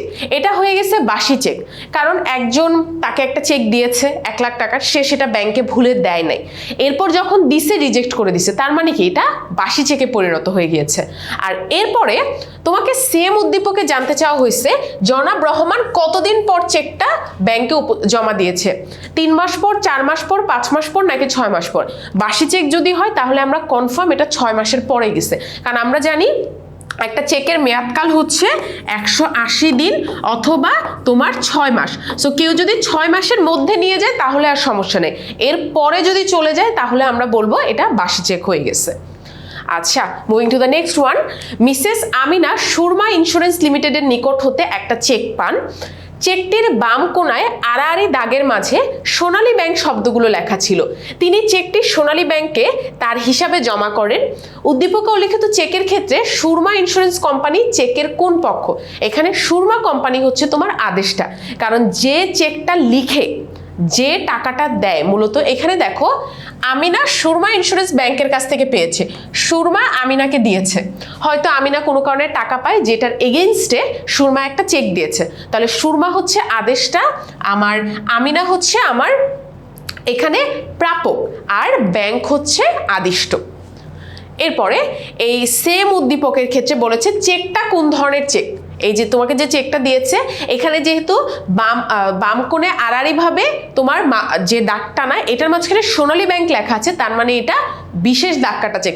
আমরা জানি ধরো এই হচ্ছে একটা চেক, এটার বাম কোণে আড়াআড়ি ভাবে থাকলে এটা অবশ্যই দাগ কাটা, আর যদি এখানে কোনো একটা ব্যাংকের নাম, ব্রাঞ্চ এগুলো লেখা থাকে, এগুলো হয়ে যাবে আমার বিশেষ দাগ কাটা চেক। এরপর দেখো উপরের কোনটি বিশেষভাবে দাগ কাটা চেকের নমুনা? 1 নম্বরে হচ্ছে তোমার একদমই কিছু লেখা নেই, জাস্ট 2টা দাগ কাটা, এটা একটা দাগ কাটা চেক। সেকেন্ডটাতে দেওয়া আছে হচ্ছে গ্রাহকের হিসাব, এটাও দাগ কাটা, হস্তান্তরযোগ্য নয়। 4 নম্বরে দেওয়া হচ্ছে সোনালী ব্যাংক লিমিটেড। আমরা জানি এখানে বিশেষ দাগ কাটা চেক হবে ওইটাই যেখানে আড়াআড়ির মাঝখানে ব্যাংকের নাম, ব্রাঞ্চের লোকেশন, ব্রাঞ্চের নাম দেওয়া থাকবে, তাহলে উত্তর হবে হচ্ছে 4 হচ্ছে একটা দাগ কাটা চেক, বিশেষ দাগ কাটা চেক। এখানে সবগুলোই দাগ কাটা, কিন্তু 4 নম্বরটা হচ্ছে বিশেষ দাগ কাটা, আর বাকি সবগুলো হচ্ছে শুধু সাধারণ দাগ কাটা চেক। এরপর আমরা দেখব হচ্ছে অধ্যায় 7 ব্যাংক তহবিলের উৎস এবং ব্যবহার। এখানে আমাদের প্রথম কোশ্চেন, ব্যাংক তহবিলের সর্ববৃহৎ উৎস কোনটা? তার মানে ব্যাংক কোন জায়গা থেকে সবচেয়ে বড় অ্যামাউন্টের তহবিল কালেক্ট করে থাকে? আমানত, শেয়ার মূলধন, সঞ্চিতি তহবিল নাকি কেন্দ্রীয় ব্যাংকের ঋণ? উত্তর হচ্ছে আমানত। ব্যাংকের তোমার তহবিলের সবচেয়ে বড় উৎস হচ্ছে আমানত, যেটা জনগণের কাছ থেকে সংগ্রহ করে থাকে। এরপরে বেসরকারি বাণিজ্যিক ব্যাংকগুলো সাধারণ শেয়ার বিক্রয়ের মাধ্যমে যে তহবিল সংগ্রহ করে তাকে কি বলে? সংরক্ষিত মূলধন, পরিশোধিত মূলধন, আমানতকৃত মূলধন নাকি অনুমোদিত মূলধন? শেয়ার বিক্রয় করে যেই টাকাটা কালেক্ট করব সেটাকে আমরা বলবো পরিশোধিত মূলধন। এরপর কোন ধরনের ঋণ ব্যাংকের সম্পদ? কুঋণ, সরকারি ঋণ, জমাতিরিক্ত ঋণ, নগদ ঋণ? কুঋণ হবে না, সরকারি ঋণও হবে না, নগদ ঋণও হবে না। এটার উত্তর হচ্ছে জমাতিরিক্ত ঋণ, কারণ জমাতিরিক্ত ঋণটা একজন আমানতকারী নিয়ে থাকে অথবা একজন ঋণ গ্রহীতা নিয়ে থাকে, এবং সে কি করে একটা নির্দিষ্ট সময় পরে ওটা রিটার্ন দেয়, অলসো তোমাকে ইন্টারেস্টও দিবে। এটা ব্যাংকের জন্য একটা সম্পদ। এরপরে মধ্যমেয়াদী ঋণের মেয়াদ কত? এটা আমরা সবাই জানি 1 বছর থেকে 5 বছর। 1 বছরের বা তার কম সময় হলে স্বল্পমেয়াদী, 5 বছরের উপরে হলে সেটা দীর্ঘমেয়াদী। এরপর লিয়েন কি? সম্পত্তির উপর ঋণ গ্রহীতার অধিকার, সম্পত্তির উপর ঋণ দাতার অধিকার, সম্পত্তির উপর মালিকের অধিকার নাকি সম্পত্তির উপর আদালতের অধিকার? উত্তর হচ্ছে সম্পত্তির উপর ঋণ দাতার অধিকার। তার মানে তুমি যখন একটা সম্পত্তি বন্ধক রাখতেছো ওই সম্পত্তির উপর ঋণ দাতার অধিকারটা তৈরি হচ্ছে, এটাকে আমরা বলে থাকি লিয়েন। এটা হচ্ছে ইংলিশে হইলে LIEN। এরপরে ব্যাংক অনুৎপাদনশীল খাতে আগাম মঞ্জুরে অগ্রাধিকার দেয় না কেন? তার মানে একটা সেক্টর হইতে পারে কৃষি সেক্টর, আর একটা হচ্ছে এমন একটা সেক্টর ধরো সোলার প্যানেল অথবা হচ্ছে তোমার আরো যে কিছু ইলেকট্রিক কার এই টাইপের। এখন এইটা বর্তমানে বাংলাদেশের পার্সপেক্টিভে হয়তো অতটা উৎপাদনশীল না যতটা কৃষি প্রধান দেশ বাংলাদেশে কৃষি সেক্টরটা প্রোগ্রেসিভ। এখন সেই ক্ষেত্রে কেন দেয় না? উক্ত ঋণে জামানত রাখা হয় না, উক্ত ঋণে কম পরিমাণ মুনাফা অর্জিত হয়, ঋণ ফেরতের নিশ্চয়তা কম থাকে, ঋণ দিলে তারল্য ঘাটতি হবে। উত্তর হচ্ছে ঋণ ফেরতের নিশ্চয়তা কম থাকে। বিজনেস যদি না চলে তাহলে কিন্তু তোমার ঋণের টাকাটা ফেরত আসবে না, ব্যবসায়ী ঋণ খেলাপি হয়ে যাবে, তাই নিশ্চয়তা থাকে না বলে টাকাটা দেওয়া হয় না। এরপর যে বন্ধকের সম্পত্তির দখল ঋণ গ্রহীতার কাছে থাকে তাকে কি বলে? সাধারণ বন্ধক, স্থায়ী বন্ধক, ভাসমান বন্ধক নাকি দখলহীন বন্ধক? এটা হচ্ছে দখলহীন বন্ধক। যেই বন্ধকের সম্পত্তির দখল ঋণ গ্রহীতার কাছে থাকে, তার মানে বন্ধক রাখলে মোটামুটি দখল কার কাছে যাবে? ঋণ দাতার কাছে, কিন্তু সেটা না যেয়ে যখন ঋণ গ্রহীতার কাছে থেকে যায় এটাকে আমরা বলি দখলহীন বন্ধক। এরপর ব্যাংকের নিজস্ব মূলধনের প্রথম এবং প্রধান উদ্দেশ্য কোনটা, প্রধান উৎস কোনটা, বিধিবদ্ধ রিজার্ভ, কেন্দ্রীয় ব্যাংক, পরিশোধিত মূলধন নাকি সাধারণ সঞ্চিতি ব্যবসা? এটার উত্তর হচ্ছে পরিশোধিত মূলধন। এটাই ব্যাংকের নিজস্ব এবং প্রধান উৎস। যদি আমরা নিজস্ব মূলধনের কথা বলি এটাই ব্যাংকের জন্য মেইন। আর যদি ওভারঅল সর্ববৃহৎ বলি তাহলে সেটার উত্তর হবে আমানত। এরপরে কোনটি ব্যাংকের নিজস্ব তহবিলের উৎস নয়? আমানত, সাধারণ সঞ্চিতি, বিধিবদ্ধ সঞ্চিতি, পরিশোধিত মূলধন। কোনটা নিজস্ব তহবিল না? আমানত নিজস্ব তহবিল না, কারণ আমানতটা আসে হচ্ছে বাহ্যিক উৎস থেকে, তোমার আমানতকারীদের কাছ থেকে। এটা ব্যাংকের নিজস্ব উৎস নয়। এরপরে কোনটি স্বল্পমেয়াদী তহবিলের উৎস? পরিশোধিত মূলধন, সঞ্চিতি তহবিল, শেয়ার বিক্রয়, ঋণপত্র বিক্রয়। এখানে স্বল্পমেয়াদী হচ্ছে ঋণপত্র বিক্রয়। বাকি যেই কয়টা দেখতেছো সবগুলাই একটা প্রতিষ্ঠানের জন্য অর্থাৎ ব্যাংকের জন্য লং টার্মের তহবিল কালেক্ট করার উৎস। এরপরে সমস্যাগ্রস্ত ঋণের কারণ কি? কোন ঋণগুলোকে আমরা সমস্যাগ্রস্ত বলবো? 1, ঋণ ফেরত দেওয়ার ইচ্ছা এবং দেওয়ার সামর্থ্য। 2, ব্যাংক ব্যবস্থাপনার অদক্ষতা এবং অক্ষমতা। 3, ঋণ ফেরত দেওয়ার অনিচ্ছা এবং দেওয়ার অসামর্থ্য। তাহলে এখানে সবচেয়ে ভালো হচ্ছে এটাকে সমস্যাগ্রস্ত বলতে পারি না। মক্কেলের ঋণ ফেরত দেওয়ার ইচ্ছাও আছে, সামর্থ্য আছে, এটা কোনো সমস্যাগ্রস্ত ঋণ না। তাহলে সমস্যাগ্রস্ত হচ্ছে 2 এবং 3, এর পরের দুইটা হচ্ছে সমস্যাগ্রস্ত। এরপরে এ ব্যাংক জনাব বেলালের দালানের 3য় তলা ভাড়া নিয়ে ব্যাংকের একটা শাখা চালু করে এবং তাকে 10 কোটি টাকা ঋণ দেয়। তার মানে একটা ব্যাংক একজনের কাছ থেকে একটা ফ্লোর ভাড়া নিয়ে ব্যাংক ব্যবসায় করে আর সেটার এগেনস্টে তাকে 10 কোটি টাকা ঋণ দেয়। উদ্দীপকে জনাব বেলাল কি ধরনের জামানত ব্যবহার করছেন? এটা হচ্ছে ভাসমান বন্ধক। এটার উত্তর হবে ভাসমান বন্ধক। এরপরে জনাব করিম একজন ব্যবসায়ী, তার ব্যবসায় মাঝে মধ্যে মন্দা দেখা দেয়, তখন সে ব্যাংকের স্থাবর সম্পত্তি নিবন্ধন করে বন্ধক রেখে ঋণ গ্রহণ করে। তবে এই ধরনের ঋণ তার ব্যবসার জন্য ঝুঁকিপূর্ণ। তার মানে স্থাবর সম্পত্তিটা রেজিস্টার করে দিয়ে দেয় ব্যাংককে, সেটার এগেনস্টে হচ্ছে লোন নেয়। তাহলে এই বন্ধকের নাম কি? এই বন্ধকের নাম হচ্ছে স্থায়ী বন্ধক, কারণ এখানে একদম তুমি রেজিস্ট্রেশনের কাজ করে নিবন্ধন করে বন্ধকটা দিয়েছ, এটা স্থায়ী বন্ধক। আর এরপরে তোমাকে জানতে চাওয়া হয়েছে সেম উদ্দীপকে জনাব করিমের জন্য মূলত কোন ধরনের বন্ধক উপযোগী? সাধারণ পণ্য ভোগ বন্ধক, নিবন্ধিত সমতা বন্ধক। উত্তর হচ্ছে নিবন্ধিত সমতা বন্ধক, কারণ এখানে সরাসরি নিবন্ধন করে দেওয়া থেকে নিবন্ধিত সমতা বন্ধকটা বেশি উপযোগী। এরপরে জনতা ব্যাংক ঋণের আমানত হিসেবে একটা গুদাম ঘরকে গ্রহণ করে। গুদামের চাবি ব্যাংকের নিকট জমা থাকে, কিন্তু গুদামের পণ্যের মালিকানা ঋণ গ্রহীতার নিকটই থেকে যায়। জনতা ব্যাংকের জামানতটি কোন ধরনের জামানতের অন্তর্ভুক্ত? যেহেতু পণ্য রিলেটেড, এটাকে আমরা বলবো হচ্ছে পণ্য বন্ধক। এবার দেখি নেই অধ্যায় 9 ইলেকট্রনিক এবং আধুনিক ব্যাংক। এই চ্যাপ্টারটা থেকে সিকিউ থাকুক আর না থাকুক, এমসিকিউ কিন্তু অবশ্যই থাকবে। আমাদের প্রথম প্রশ্ন, সুইফট কি? এটা কি একটা ব্যাংকিং সংস্থা, একটা পরিশোধ পদ্ধতি, ক্রেডিট রেটিং সংস্থা নাকি একটা আন্তর্জাতিক ব্যাংক? এইটা হচ্ছে একটা পরিশোধ পদ্ধতি। সুইফট হচ্ছে একটা পরিশোধ পদ্ধতি।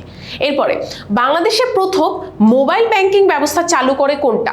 ব্র্যাক ব্যাংক, বাংলাদেশ ডাকঘর, ডাচ বাংলা ব্যাংক নাকি ইউসিবিএল? এটার উত্তর হচ্ছে ডাচ বাংলা ব্যাংক। বাংলাদেশে প্রথম মোবাইল ব্যাংকিং এর প্রচলনটা করে হচ্ছে ডাচ বাংলা ব্যাংক। এরপরে ইলেকট্রনিক ব্যাংকিং ব্যবস্থায় গ্রাহকের তথ্যের গোপনীয়তা রক্ষার জন্য নিচের কোনটি প্রদান করা হয়? প্রথম PIN, second SMS, third SWIFT, আর ফোর্থ হচ্ছে এসিএইচ। তোমার ব্যাংকের গ্রাহকদের সকল তথ্য গোপন রাখার জন্য তাদেরকে প্রদান করা হয় একটা পিন, পার্সোনাল আইডেন্টিফিকেশন নাম্বার তাদেরকে প্রদান করা হয়। এরপরে এটিএম এর পূর্ণরূপ কি? খুবই কমন একটা question. Accounts transfer machine, automatic teller machine, automatic transfer machine নাকি অটোমেটেড টেলার মেশিন? এখানে উত্তর হবে হচ্ছে অটোমেটেড টেলার মেশিন। ভুলেও কেউ অটোমেটিক টেলার মেশিন দিব না, এটা কিন্তু খুবই কনফিউজিং। দেখো অটোমেটিক আর অটোমেটেড, উত্তর হবে অটোমেটেড টেলার মেশিন। এরপরে পিনের পূর্ণরূপ কি? এটা আমি অলরেডি বলে দিয়েছি, পার্সোনাল আইডেন্টিফিকেশন নাম্বার। পিনের পূর্ণরূপ হচ্ছে পার্সোনাল আইডেন্টিফিকেশন নাম্বার। এরপরে ক, ভ্রমণের সময় চেক বই সাথে রাখেন। যে কোনো শাখা থেকে চেকের মাধ্যমে টাকা উত্তোলন করে প্রয়োজনীয় ব্যয় সম্পাদন করেন। একদিন ব্যাংকিং সময় অতিক্রান্ত হয়ে যাওয়ায় তিনি টাকা তুলতে না পেরে সমস্যায় পড়ে গেলেন। কোনো আধুনিক ব্যাংকিং সেবার মাধ্যমে ক, যে কোনো শাখা থেকে চেকের মাধ্যমে টাকা উত্তোলন করতে পেরেছিলেন। এটা হচ্ছে অনলাইন ব্যাংকিং। আধুনিক ব্যাংকিং এখানে সমস্যায় পড়ে একদিন তোমার ব্যাংকিং সময় অতিক্রান্ত হওয়ার পরও যদি তুমি কোনো সেবা পাও সেটা হবে হচ্ছে অনলাইন ব্যাংকিং। যেরকম আমি চাইলে 8টা 9টা 10টা যে কোনো সময় আমি এক জায়গা থেকে আরেক জায়গায় টাকা পাঠাতে পারবো, টাকা তুলতে পারবো, এনিথিং। এরপরে তোমাকে জানতে চেয়েছে এই সেম উদ্দীপকে কয়ের সমস্যার সমাধানের জন্য বিকল্প কি হতে পারে? Debit card, credit card, NID card. অবশ্যই এনআইডি কার্ড হবে না, এটার উত্তর হবে ডেবিট কার্ড এবং ক্রেডিট কার্ড। এরপরে বিদেশ ভ্রমণের জন্য নিচের কোন কার্ডটি উত্তম? Debit card, credit card, Mastercard, Visa card. এটা হচ্ছে বিদেশে ভ্রমণের জন্য ক্রেডিট কার্ড উত্তম। এখানে তুমি জমার অতিরিক্ত খরচ করতে পারবা এবং এখানে যদি তোমার বিদেশি কারেন্সি এন্ডোর্স করা থাকে বিদেশে তুমি খুব সহজে ভ্রমণ করতে পারবা। এরপরে কোনটি ই ব্যাংকিং সেবার অন্তর্ভুক্ত নয়? কার্ডের মাধ্যমে ব্যাংকিং, বিক্রয় বিন্দু সেবা, এসএমএস ব্যাংকিং, চেকের মাধ্যমে ব্যাংকিং। চেকের মাধ্যমে ব্যাংকিং, চেকের মাধ্যমে ব্যাংকিংটা ই ব্যাংকিং এ পড়ে না, এইটা তোমার ইলেকট্রনিক ব্যাংকিং সিস্টেমের সাথে কোনোভাবে রিলেটেড না, কারণ এখানে তোমাকে একটা পেপার দেওয়া হয়, একটা ফিজিক্যাল এলিমেন্ট দেওয়া হয় যেটা ব্যবহার করে তুমি ব্যাংকিং কার্যক্রম পরিচালনা করতে পারবা। এরপরে সুইফটের কার্যক্রম সর্বপ্রথম কত সালে শুরু হয়? 1970, 1973, 1977 নাকি 1980? আমাদের উত্তর হচ্ছে 1973। সুইফট হচ্ছে কি, আমরা একদম প্রথম কোশ্চেনে বলেছি এটা একটা পরিশোধ পদ্ধতি, এটা একটা পরিশোধ পদ্ধতি এবং এইটার কাজ শুরু হয় হচ্ছে 1973 সালে। এরপরে ডেবিট কার্ডের মাধ্যমে কি কি করা যায়? পণ্য ক্রয় করা যায়, নগদ টাকা উত্তোলন করা যায়, ফান্ড ট্রান্সফার করা যায়। এটা আমরা তিনটাই করতে পারি, পণ্য ক্রয়, ফান্ড ট্রান্সফার, নগদ অর্থ উত্তোলন।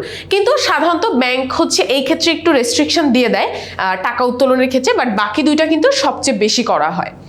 এরপরে হোম ব্যাংকিং এর জন্য দরকার হয় কোনটা? কম্পিউটার টার্মিনাল, গ্রাহকের পিন নাম্বার, ব্যাংকের সরবরাহকৃত সফটওয়্যার। এটার উত্তর হচ্ছে আমাদের তিনটাই লাগবে। তোমার একটা কম্পিউটার টার্মিনাল লাগবে, তোমার গ্রাহকের পিন নম্বর জানা থাকতে হবে, আর ব্যাংক তোমাকে যেই সফটওয়্যারটা দিবে যেখানে তুমি লগ ইন করবা এটা থাকতে হবে। এরপরে নিচের কোনটির মাধ্যমে বাকিতে পণ্যদ্রব্য ক্রয় করা যায়? Credit card, debit card, coupon card, cash card. এটা হচ্ছে ক্রেডিট কার্ড। ক্রেডিট কার্ডে হচ্ছে তোমার ধরো 50,000 টাকা আছে কিন্তু তুমি কিন্তু 70,000 টাকার কেনাকাটা করতে পারবা, এই যে তুমি বাকিতে কিনতে পারবা হচ্ছে ক্রেডিট কার্ডের মাধ্যমে। এরপর ডেবিট কার্ড অথবা এটিএম কার্ড ব্যবহারকারীদের ব্যাংক হিসাব থাকতে হয় চলতি হিসাব, স্থায়ী হিসাব, সঞ্চয় হিসাব। এটা হচ্ছে 1 এবং 3। স্থায়ী হিসাবে আমরা আগেও বলেছি কোনো রকমের চেক, কোনো রকমের কার্ড দেওয়া হয় না, কারণ এখানে মেয়াদ শেষে তোমাকে সুদ আসলে টাকা পরিশোধ করা হয়, তাই উত্তর হচ্ছে চলতি হিসাব এবং সঞ্চয় হিসাব। এরপর কোন কাজে ডেবিট কার্ড ব্যবহার করা যায়? Purchasing, selling, fund transfer, data transfer.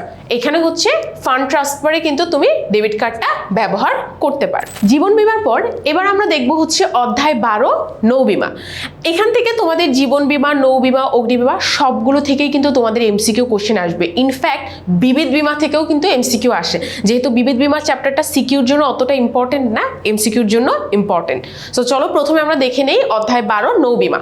প্রথম কোশ্চেন, যে বিমাপত্রে সুনির্দিষ্ট যাত্রার কথা উল্লেখের পাশাপাশি সময়েরও উল্লেখ থাকে তাকে কি ধরনের বীমা বলে? মিশ্র বীমা, যাত্রা বীমা, উন্মুক্ত বীমা নাকি সময় বীমা?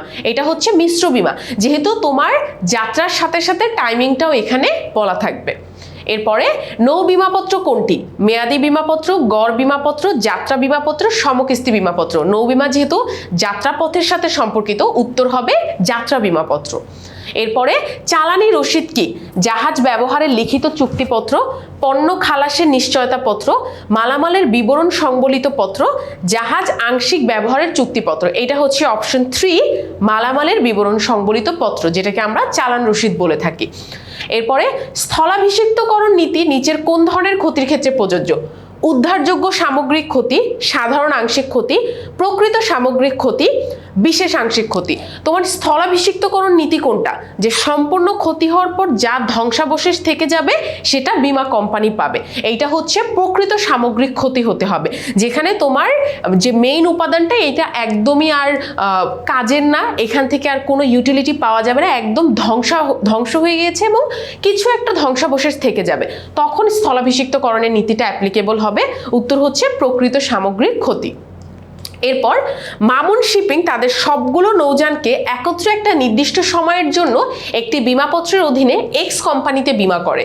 উক্ত বীমা কোম্পানি ঝুঁকি হ্রাসের জন্য ওয়াই কোম্পানির কাছে আবার অংশবিশেষ বীমা করে দেয়, তার মানে পুনঃবীমা করে ফেলে। মামুন শিপিং কোন ধরনের নৌ বিমাপত্র গ্রহণ করেছে? প্রথমটার উত্তর হবে হচ্ছে ভাসমান, যেখানে তুমি একাধিক নৌযানকে একটা নির্দিষ্ট সময় পর্যন্ত বীমা করে থাকো। আর এর পরের কোশ্চেনে তোমাকে জানতে চাওয়া হয়েছে যে উদ্দীপকে এক্স কোম্পানি পুনরায় যে ওয়াই কোম্পানির সাথে বীমা করলো এতে কি হবে? নিকট বীমা করায় ঝুঁকির পরিমাণ হ্রাস পাবে, বীমা দাবির পরিমাণ বৃদ্ধির সম্ভাবনা রয়েছে, বীমা গ্রহীতার আস্থা বৃদ্ধি পাবে। পুনঃবীমা করলেও বীমা দাবি বাড়ানো সম্ভব না, বীমা দাবি তোমার ক্ষতির উপর ডিপেন্ড করবে। উত্তর হবে ঝুঁকির পরিমাণ হ্রাস পেয়েছে আর বীমা গ্রহীতার আস্থা বৃদ্ধি পেয়েছে, 1 এবং 3। এরপরে নৌ বীমার ব্যক্ত শর্ত কোনটা? ব্যক্ত শর্ত হচ্ছে যেটা মেনশন করা থাকতে হবে। জাহাজের সমুদ্র চলাচল যোগ্যতা, না এটা আমরা ধরে নিয়ে আছে। সমুদ্র যাত্রার বৈধতা, এটাও আমরা ধরে নেই আছে। যাত্রাপথ পরিবর্তন না করা, এটাও আমরা ধরে নেই যে জাহাজ যাত্রাপথ পরিবর্তন করবে না। ব্যক্ত করে দিতে হবে সমুদ্র যাত্রার সুনির্দিষ্ট তারিখ, কোন তারিখে আমরা যাত্রা করছি এটা ব্যক্ত করে দিতে হবে। এরপরে নৌ বীমার অব্যক্ত শর্ত কোনটা? সমুদ্র যাত্রার তারিখ, রক্ষী বহর থাকা, জাহাজের সমুদ্র চলাচল যোগ্যতা, নিরপেক্ষতা ঘোষণা। অব্যক্ত শর্ত হচ্ছে জাহাজের সমুদ্র চলাচল যোগ্যতা। আমরা ধরে নেই যে এটা আর বলার কিছু নয়, একটা জাহাজ পানিতে যাবে, একটা জাহাজ যদি যাত্রাপথে নামবে, ধরে নিব যে এটা যাত্রাপথে যাওয়ার যোগ্যতা রাখে। এরপরে স্থলাভিষিক্তকরণ নিচের কোন ক্ষতির বেলায় প্রযোজ্য? এই সেম কোশ্চেনটা আগেও আসছে, এটা হচ্ছে প্রকৃত সামগ্রিক ক্ষতি। এরপর অপ্রাকৃতিক নৌবিমা কোনটা? সামুদ্রিক ঝড়, সমুদ্রে নিমজ্জিত পাহাড়ের সাথে ধাক্কা, ভাসমান বরফের সঙ্গে ধাক্কা, নাবিকের অসতর্কতা। এইটা হচ্ছে অপ্রাকৃতিক, নাবিকের অসতর্কতাটা অপ্রাকৃতিক, বাকি সবগুলোই প্রাকৃতিক। এরপরে কোনটি নৌবিপদ? গচ্চা, বিশেষ খরচাবলী, পণ্য নিক্ষেপণ, উদ্ধার সংক্রান্ত খরচ। পণ্য নিক্ষেপণ অথবা জেটিসন হচ্ছে আমার নৌবিপদ। এরপরে সামুদ্রিক ঝড়ে জাহাজ ডুবি থেকে রক্ষার উদ্দেশ্যে কিছু পণ্য সমুদ্রে নিক্ষেপ করা যে ধরনের সামগ্রিক ক্ষতি? গচ্চা, সাধারণ আংশিক ক্ষতি, ত্যাগ স্বীকার। এটাকে আমরা বলবো গচ্চা এবং ত্যাগ স্বীকার, যদি তুমি জাহাজ ডুবে দেওয়ার থেকে রক্ষা করার জন্য কিছু প্রোডাক্ট সমুদ্রে ফেলে দাও। এরপরে নৌবিপদ কত প্রকার? এটা হচ্ছে 2 প্রকার, একটা হচ্ছে প্রাকৃতিক, একটা হচ্ছে অপ্রাকৃতিক। এরপরে জনাব রহমান চীন থেকে সমুদ্র পথে পেঁয়াজ আমদানি করেছে, 50 লক্ষ টাকা ক্ষতির কথা ভেবে যাত্রাপথে ক্ষতির বিপরীতে 40 লক্ষ টাকার একটা নৌ বিমাপত্র গ্রহণ করেছে এবং এককালীন 40,000 টাকা বিমা প্রতিষ্ঠানকে দিলেন। জনাব রহমান কোন শ্রেণীর বিমাপত্র গ্রহণ করেছেন? এইটা হচ্ছে যাত্রা। এখানে তোমাকে বলেই দিয়েছে চীন থেকে সমুদ্র পথে পেঁয়াজ আমদানি করবে, সো তোমার পেঁয়াজ আমদানির পথে যাত্রাপথে ক্ষতির বিপরীতে, আর কিছু এখানে লাগবে না, তোমাকে বলেই দিয়েছে এটা যাত্রাপথে ক্ষতির বিপরীতে। তাহলে তোমাকে কোন বিমাপত্র নিতে হবে? যাত্রা বিমাপত্র। এরপর আমরা দেখব হচ্ছে আমাদের পরের কোশ্চেন, যেখানে সেম উদ্দীপকে তোমাকে জানতে চাওয়া হয়েছে বিমাকৃত বিষয়বস্তু ক্ষতিগ্রস্ত হলে বিমাকারী কত টাকা ক্ষতিপূরণ পাবে। এখানে অপশনে আছে 50 লক্ষ, 40 লক্ষ, 90 লক্ষ, 40,000। এখন দেখো তোমার 50 লক্ষ টাকার এক ক্ষতির কথা ভেবে তুমি যাত্রাপথে ক্ষতির বিপরীতে 40 লক্ষ টাকার নৌ বিমাপত্র গ্রহণ করেছো। এখন তোমার যদি ক্ষতি হয় তুমি 40 লক্ষ টাকা পর্যন্ত পাবা, এর বেশি তোমাকে দেওয়া হবে না, কারণ তোমার বিমাপত্রের লিমিটেশন হচ্ছে 40 লক্ষ টাকা, তাই উত্তর হবে 40 লক্ষ টাকা। এরপরে আমরা দেখব হচ্ছে অগ্নিবীমা। এই চ্যাপ্টারের প্রথম কোশ্চেন, অগ্নিবীমা চুক্তি কত বছরের জন্য করা হয়? অগ্নিবীমা চুক্তি বেশি বছরের জন্য করা হয় না, সবসময় ম্যাক্স টু ম্যাক্স 1 বছরের জন্য। উত্তর হচ্ছে 1 বছর। এরপরে কোন ধরনের বিমাতে নৈতিক ঝুঁকি বেশি? জীবন বিমা, নৌ বিমা, অগ্নিবীমা, দায়। এটা হচ্ছে অগ্নিবীমা, কারণ তোমার ধরো বিমার মেয়াদ শেষ হয়ে আস্তে আস্তে, এখন তোমার সম্পত্তি, তুমি হয়তো তোমার গোডাউনের প্রোডাক্টটা বিমা করছো, বিমার মেয়াদ শেষ হয়ে আস্তে আস্তে কিন্তু প্রোডাক্ট বিক্রি হচ্ছে না, তুমি কি চিন্তা করতে পারো আচ্ছা আগুন লাগাই দেই, তাহলে আমি প্রোডাক্ট সেল না করেও বিমা কোম্পানির কাছ থেকে এগুলোর ক্ষতিপূরণ হিসেবে টাকাটা উঠায় নিয়ে আসতে পারবো। সবচেয়ে বেশি তোমার নৈতিক ঝুঁকি থাকে অগ্নিবীমা। এরপরে অগ্নিজনিত ক্ষতির প্রত্যক্ষ কারণ কোনটা? ত্রুটিযুক্ত নির্মাণ, অবহেলা, প্রতিষ্ঠানের প্রকৃতি, লাগোয়া অবস্থান। এটা হচ্ছে অবহেলা, যেটা তোমার একদম প্রত্যক্ষ কারণ, মানে একদম মেইন কারণের মধ্যে ভিজিবল কারণ হচ্ছে অবহেলা, আর বাকিগুলো হচ্ছে ব্যাকগ্রাউন্ডে কাজ করে পরোক্ষ কারণগুলো। এরপরে অগ্নিকাণ্ডের প্রাকৃতিক ঝুঁকি হচ্ছে ত্রুটিপূর্ণ তাপ ব্যবস্থা, ত্রুটিপূর্ণ বৈদ্যুতিক সংযোগ, সম্পত্তির অতি দাহ্য প্রকৃতি। এইটা তিনটাই প্রাকৃতিক ঝুঁকি, কোনোটাই মানুষ সৃষ্ট নয়। এরপরে জনাব আলী তার ব্যবসায়িক প্রতিষ্ঠানের ঝুঁকি হ্রাসের জন্য একটা বীমা করলেন। বীমাপত্রে উভয় পক্ষের সম্মতিতে বীমাকৃত বিষয়বস্তুর মূল্য 30 লক্ষ টাকা উল্লেখ করা হয়েছে। পরবর্তীতে প্রতিষ্ঠানটি ক্ষতিগ্রস্ত হলে ক্ষতির পরিমাণ নির্ণয়ে প্রদর্শন দল দেখলেন বিষয়বস্তুর প্রকৃত মূল্য 20 লক্ষ টাকার বেশি ছিলই না। এতে বীমাকারী জনাব আলীর চুক্তি বাতিল করে দেয়। জনাব আলী কোন ধরনের অগ্নিবীমা করেছিলেন? মূল্যায়িত, সুনির্দিষ্ট, গড়পরতা নাকি ঘোষণাযুক্ত? এইটা হচ্ছে মূল্যায়িত, কারণ যখন তোমার টাকার অ্যামাউন্ট মেনশন করা থাকে তখন সেটাকে বলা হচ্ছে মূল্যায়িত বীমাপত্র। আর তোমাকে সেম কোশ্চেনে জানতে চাওয়া হয়েছে যে এতে বীমাকারী জনাব আলীর চুক্তি যে বাতিল করে, বীমাকারীর চুক্তি বাতিল যুক্তিযুক্ত ছিল, এটার কারণটা কি? স্থলাভিষিক্তকরতার নীতির অভাব, চূড়ান্ত সদিশ্বাসের অভাব, চুক্তির সময় অতিক্রান্তের কারণে বা অতিক্রমের কারণে, নাকি বীমাযোগ্য স্বার্থের অভাব? এইটা হচ্ছে চূড়ান্ত সদিশ্বাসের অভাব। কারণ তোমার অ্যামাউন্ট হচ্ছে 20 লক্ষ টাকার, তুমি বলছো হচ্ছে 30 লক্ষ, তাহলে এখানে কিন্তু তুমি বীমাকারীর সাথে যে তোমার চূড়ান্ত সদিশ্বাসের সম্পর্কটা সেটা ভঙ্গ করেছো, এবং এটা হইলে বীমা কোম্পানি চুক্তি বাতিল করতে পারবে।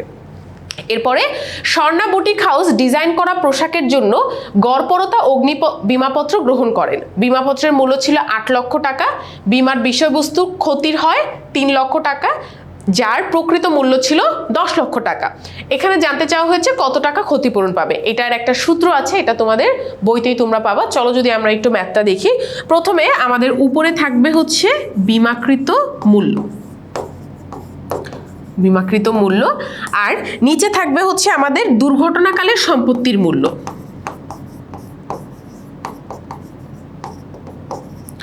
দুর্ঘটনাকালে সম্পত্তির যে মূল্য সেটা, কিন্তু এখানে আমার যাবে হচ্ছে ক্ষতি, কত টাকার তোমার অ্যাকচুয়ালি ক্ষতি হয়েছে। দুর্ঘটনাকালে সম্পত্তির যে প্রকৃত মূল্য সেটা বসাবো। প্রথমে হচ্ছে বীমাকৃত মূল্য। দেখো অগ্নি বীমাপত্র গ্রহণ করেছে, বীমাকৃত মূল্য কত? 8 লাখ টাকা। এরপরে নিচে বসাবো কি? তোমার প্রকৃত মূল্য, অ্যাকচুয়াল মূল্য কত ছিল? 10 লাখ টাকা। ইনটু আমার ক্ষতি কত হয়েছে? ক্ষতি হয়েছে আমার 3 লক্ষ টাকা। এখন আমরা যদি এখানে কাটাকাটি করি, এটা গেল, এটা গেল, এটা গেল, এটা গেল। আচ্ছা, এখন 10 দিয়ে তোমার এখানে আমরা উপরেটা গুণ করব, ভাগ করে দিব। এটা ক্যালকুলেশনে আমার উত্তর আসবে হচ্ছে 2,40,000 টাকা। এটা তোমরা ক্যালকুলেট করে দেখতে পারো, বা সূত্রটা হচ্ছে এইটা। এরপরে তোমাকে এরকম আরেকটা কোশ্চেন জানতে চাওয়া হয়েছে, স্বর্ণা বুটিক হাউসের এই যে সিচুয়েশনটা, এখানে বীমাকৃত বিষয়বস্তু ক্ষতিগ্রস্ত হবার পূর্বে প্রকৃত মূল্য যদি 8 লাখ টাকা হতো, তাহলে স্বর্ণা বুটিক হাউস বীমা দাবি বাবদ পূর্বাপেক্ষা কত টাকা বেশি পেত? তার মানে আগের যে সিচুয়েশনটা, সেখানে তোমার ক্ষতিগ্রস্ত হওয়ার পূর্বে মূল্য কত ছিল? তোমার মূল মূল্য ছিল হচ্ছে 10 লাখ টাকা। এখন তোমাকে জানতে চাওয়া হয়েছে যে যদি এটা 10 লাখ টাকা না হয়ে এটা 8 লাখ টাকা হয় প্রকৃত মূল্য, তাহলে আগের থেকে কত বেশি টাকা পাবে? তাহলে আমাকে প্রথমে কি দেখতে হবে যে প্রকৃত মূল্য 8 লাখ টাকা হইলে কত টাকা ক্ষতিপূরণ পাবে। তাহলে সেম আগের মতো প্রথমে উপরে তো আমার 8 লাখই থাকবে, আর প্রকৃত মূল্য হচ্ছে এইবার 8 লাখ টাকা, ইনটু আমার এখানে ক্ষতিপূরণে কত আসবে? 3 লাখ টাকা, এটা থাকবে। তাহলে দেখো এটা পুরাই কাটা, উত্তর হচ্ছে আমার 3 লাখ টাকা। কিন্তু এটা কি মেইন উত্তর? না, তোমাকে জানতে চাওয়া হয়েছে আগের তুলনায় কত টাকা বেশি পাবা। আগের অ্যান্সার কত এসেছিল? 2,40,000 টাকা। তাহলে এবার পাবা 3 লাখ, কত টাকা বেশি পেলা? 60,000 টাকা বেশি পেলা। উত্তর হবে 60,000 টাকা। তার মানে প্রথমে তোমাকে এই সূত্রটা দিয়ে ম্যাথ করে দেখতে হবে, সেখানে 3 লাখ টাকা আসবে। প্রথম সিচুয়েশনে 2,40,000 পাইছো, সিচুয়েশন চেঞ্জ হওয়ার পর 3 লাখ পাইছো, তাহলে কত বেশি পেলা পরের বার? 60,000 টাকা। উত্তর হবে 60,000 টাকা। এরপরে আধুনিক অগ্নিবীমার জনককে, খুবই খুবই ইম্পর্টেন্ট, নিকোলাস বারবান। আধুনিক অগ্নিবীমার জনক হচ্ছে নিকোলাস বারবান। এরপরে নিচের কোনটি নৈতিক ঝুঁকি? সম্পত্তির অতি দাহ্য প্রকৃতি, ত্রুটিপূর্ণ নির্মাণ কাঠামো, শত্রুতাবশত অগ্নিসংযোগ, অগ্নি নির্বাপক ব্যবস্থার অভাব। এটা হচ্ছে শত্রুতাবশত অগ্নিসংযোগ। নিচের কোনটি প্রাকৃতিক ঝুঁকি? স্বেচ্ছা প্রণোদিত অগ্নিসংযোগ, না এটা প্রাকৃতিক না। অবহেলা অসতর্কতা, এটাও প্রাকৃতিক না। তারপর হচ্ছে শত্রুর দ্বারা অগ্নিসংযোগ, এটাও প্রাকৃতিক না। প্রাকৃতিক হচ্ছে ত্রুটিপূর্ণ তাপ ব্যবস্থা। এরপরে অগ্নিসংযোগ ক্ষতির সংগঠনের প্রত্যক্ষ কারণ কোনটা? স্থাপনার লাগোয়া অবস্থান, অবহেলা এবং অজ্ঞতা, ত্রুটিপূর্ণ নির্মাণ কাঠামো, নিম্নমানের উপকরণের ব্যবহার। প্রত্যক্ষ কারণ হচ্ছে অবহেলা এবং অবজ্ঞা। ওকে, এরপরে 60,000 টাকা মূল্যের বাড়িটি একটি গড়পরতা বীমাপত্রের অধীনে 40,000 টাকায় বীমা করা হয়। বাড়িটিতে আগুনে নষ্ট হয়ে যায় এবং প্রকৃত ক্ষতির পরিমাণ দাঁড়ায় 24,000 টাকা। বীমা গ্রহীতা এই ক্ষতির জন্য কত টাকা আদায় করতে পারবে? সেম, তোমাকে ক্ষতিপূরণ কত পাবা জানতে চাওয়া হচ্ছে, সূত্র আগেরটা। এখানে তোমার 60,000 টাকা মূল্যের বাড়ি আর তোমার বীমাপত্র গ্রহণ করা হয়েছে হচ্ছে 40,000 টাকা। আচ্ছা, তাহলে আমার বীমাপত্রের মূল্য 40,000 টাকা, সম্পত্তির প্রকৃত মূল্য 60,000 টাকা, আর ক্ষতির পরিমাণ দাঁড়ায় কত? 24,000 টাকা। এটা ক্যালকুলেট করব, এটা ক্যালকুলেট করলে আমার আসবে হচ্ছে 16,000 টাকা। সেম সূত্র ক্ষতিপূরণের। আর খুবই গুড লাক হবে যদি এখান থেকে তোমাদের সিকিউ আসে, ডাইরেক্ট ছক্কা মার্কস পাবা। ওকে, এরপরে একই বীমাপত্রের আওতায় বিভিন্ন স্থানে রক্ষিত মজুদ বীমা করা হলে সেটাকে কি বলা হয়? সেটাকে ভাসমান বীমাপত্র বলা হয়। যেরকম আমরা জাহাজের ক্ষেত্রে দেখেছি যে অনেকগুলো জাহাজ বিভিন্ন জায়গায়, সবগুলোকে যদি একটার আন্ডারে আনা হয়, ভাসমান বীমাপত্র। এরপরে জনাব রাকিব 25 লক্ষ টাকায় একটা গাড়ি কিনে উক্ত মূল্যই তা বীমা করেন। মানে 25 লক্ষ টাকার গাড়ি 25 লক্ষ টাকা দিয়ে বীমা করে। অগ্নিকাণ্ডের কারণে গাড়ির কিছু অংশ পুরো বিনষ্ট হয়ে যায়, সেখানে ক্ষতির পরিমাণ নির্ধারণ করা হলো 10 লক্ষ টাকা। জানতে চেয়েছে যে জনাব রাকিব কোন ধরনের বীমাপত্র গ্রহণ করেছে। এটা হচ্ছে মূল্যায়িত বীমাপত্র, কারণ 25 লক্ষ টাকা একটা অ্যামাউন্ট, এটাতেই তুমি বীমা করছো, তাহলে মূল্যায়িত। এরপর জানতে চাওয়া হয়েছে যে সেখানে ক্ষতির পরিমাণ 10 লাখ টাকা, কত লাখ টাকা ক্ষতিপূরণ দেওয়া হবে? 25 lakh? The answer is no. যতটুকু ক্ষতি হয় ততটুকুই ক্ষতিপূরণ দেওয়া হয়, কারণ আমরা জানি যে তোমার ক্ষতিপূরণ দেওয়ার বিষয়টা হচ্ছে এমনভাবে দেওয়া হবে যেন তোমার মনে হয় জিনিসটা ক্ষতি হয়নি। ওকে, এরপরে আমরা দেখবো আমাদের শেষ অধ্যায় 14 বিবিধ বীমা। চলো দেখে নিই বিবিধ বীমাতে কি কি আছে কোশ্চেন। প্রথম কোশ্চেন, মিস্টার তোহার একটা ডেইরি ফার্ম রয়েছে, ভবিষ্যৎ অনিশ্চিত, তাই বিপদে আপদে এবং আর্থিক সুবিধার কথা চিন্তা করে একটা বীমা চুক্তি করেছেন। দেশের অর্থনীতিতে বীমা যেই প্রভাবটা রাখবে, এই যে উনি বীমা চুক্তি করলো, এটা দেশের অর্থনীতিতে কি অবদান রাখবে? কর্মসংস্থানের সৃষ্টি করবে, ইয়েস। রপ্তানি আয়ের সাথে কোনো সম্পর্ক নাই, জাতীয় উৎপাদন বৃদ্ধি করবে। তাহলে উত্তর হবে 1 এবং 3। এরপরে মিস্টার তোহার একটা ডেইরি ফার্ম রয়েছে, ভবিষ্যৎ অনিশ্চিত, এই বিপদে সে চুক্তি করেছে। এখানে তোমাকে জানতে চাওয়া হয়েছে মিস্টার তোহা কোন ধরনের বীমা চুক্তি করেছে? শস্য বীমা, স্বাস্থ্য বীমা, গবাদি পশু বীমা নাকি দুর্ঘটনা বীমা? এখানে যেহেতু ডেইরি ফার্মের জন্য চুক্তি করেছে, এটা হচ্ছে গবাদি পশু বীমা। এরপরে পরিবহন ভাড়া বৃদ্ধিতে শস্য বীমায় কোন ধরনের ঝুঁকি সৃষ্টি হয়? প্রাকৃতিক, সামাজিক, নৈতিক নাকি অর্থনৈতিক? এটা হচ্ছে অর্থনৈতিক, কারণ পরিবহন বেড়ে গেলে শস্য বীমার ক্ষেত্রে তোমার বিভিন্ন ধরনের র ম্যাটেরিয়ালস আনা, এগুলোকে ট্রান্সফার করা, সব কিছুতেই দাম বেড়ে যাবে। সো এটা অর্থনৈতিক ক্ষতি। গবাদি পশু বীমা চুক্তিতে সাধারণত কত বছরের জন্য করা হয়? এটা 1 বছর বা তার কম সময়ের জন্য, কারণ গবাদি পশুর দেখা যায় জীবনকালই সাধারণত কম হয়। সো বীমাটা অনেক বেশি সময়ের জন্য করা হয় না। এরপরে কোনটি সম্পত্তি দুর্ঘটনা বীমার উদাহরণ? চিকিৎসা বীমা, গবাদি পশু বীমা, পদযান বীমা, জীবন বীমা। গবাদি পশু বীমা সম্পত্তির ক্ষেত্রে গবাদি পশু বীমা। এরপরে কোনটি ব্যক্তিগত দুর্ঘটনা বীমার অন্তর্ভুক্ত? ডাকাতি, মোটর গাড়ি, পেশাগত ক্ষতিপূরণ, চিকিৎসা এবং হাসপাতাল ব্যয়। এটা হচ্ছে ব্যক্তিগত দুর্ঘটনা, চিকিৎসা এবং হাসপাতাল ব্যয়। বাকিগুলো কিন্তু সব মূলত সম্পত্তির সাথে জড়িত, এবং পেশাগত ক্ষতিপূরণটা ব্যক্তিগতভাবে রিলেটেড না। এরপরে কোনটি শস্য বীমার ঝুঁকি বহির্ভূত? প্রাকৃতিক ঝুঁকি, রাজনৈতিক ঝুঁকি, অর্থনৈতিক ঝুঁকি, সামাজিক ঝুঁকি।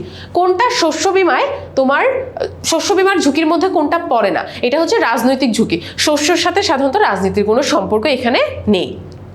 এরপরে গবাদি পশু বীমায় কোন ধরনের ঝুঁকি সবচেয়ে বেশি?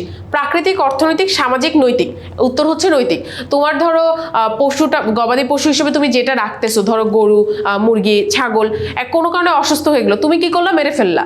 ঠিক আছে, মেরে ফেললে বললা যে ক্ষতিপূরণ লাগবে এখন, ঠিক আছে, কিন্তু তুমি অসুস্থতার কথা আগে লুকায় রাখছিলা, অসুস্থতার কারণে মারা গেছে, তুমি সেইটা আর ক্ল্যারিফাই করলা না, তুমি হচ্ছে বীমা চুক্তি অনুযায়ী ওদেরকে বললা যে বীমা চুক্তিতে যেই কারণ দেওয়া আছে সেই কারণের মধ্যে এটা হয়েছে, আমাকে ক্ষতিপূরণ দেন।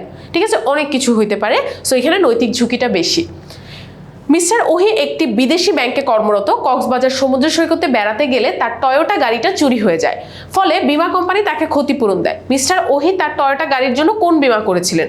জনদায়িত্ব বীমা, চৌর্য বীমা, সম্পত্তি বিনষ্ট বীমা, তৃতীয় পক্ষ বীমা। এটা হচ্ছে চৌর্য বীমা, চুরি হয়ে গেছে ক্ষতিপূরণ দিছে, দ্যাট ইজ চৌর্য বীমা।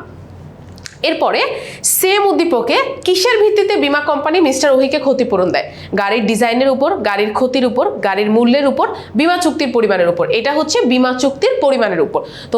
তুমি যখন ইনিশিয়ালি যখন টয়োটা গাড়িটার বীমা করেছিলে তখন যে অ্যামাউন্টটা বলেছিলে ওইটার উপর ডিপেন্ড করে তোমাকে বীমার ক্ষতিপূরণ দেওয়া হবে। এরপরে কোন ধরনের দুর্ঘটনা ব্যাপকতায় দুর্ঘটনা বীমা চালু হয়? রেল, বাস, নৌ নাকি বিমান? খুবই ইম্পর্টেন্ট কোশ্চেন। রেল লাইন দুর্ঘটনা বা রেল দুর্ঘটনা যেটা, এটার কারণে দুর্ঘটনা বীমার প্রচলনটা সবচেয়ে বেশি শুরু হয়। এরপরে ব্যক্তিগত দুর্ঘটনা বীমার প্রিমিয়াম নির্ধারণে বিবেচ্য বিষয় কোনটা? ব্যক্তির পেশা, শিক্ষাগত যোগ্যতা, বয়স নাকি সামাজিক মর্যাদা? এটা হচ্ছে ব্যক্তির পেশা। তোমার ব্যক্তিগত দুর্ঘটনা আসলে তুমি কোন পেশায় আছো। তুমি টিচার হইলে তোমার ব্যক্তিগত দুর্ঘটনার সম্ভাবনা কম। তুমি একজন রাজমিস্ত্রি যদি হও সম্ভাবনা অনেক বেশি। তুমি যদি ঝুঁকিপূর্ণ সাইটে কাজ করো সম্ভাবনা বেশি। সো তোমার ব্যক্তিগত পেশাটা এখানে বিবেচনায় আনা হবে। এরপরে সম্পত্তি দুর্ঘটনায় বীমার অন্তর্ভুক্ত কোনটা? মোটরযান বীমা, শস্য বীমা, পণ্য দায় বীমা। এখানে প্রথম দুইটা হচ্ছে তোমার সম্পত্তি দুর্ঘটনার সাথে জড়িত। এরপরে মিস্টার ফয়সাল যথেষ্ট পরিমাণ অগ্নি নির্বাপক ব্যবস্থা রেখেও তার পাটের গুদাম বীমা করেছিল। পরবর্তীতে অগ্নিকাণ্ড সংঘটিত হওয়ার পর বীমা কোম্পানি তদন্ত করে জানতে পারে অগ্নি নির্বাপন ব্যবস্থা যথেষ্ট পরিমাণে ছিল না।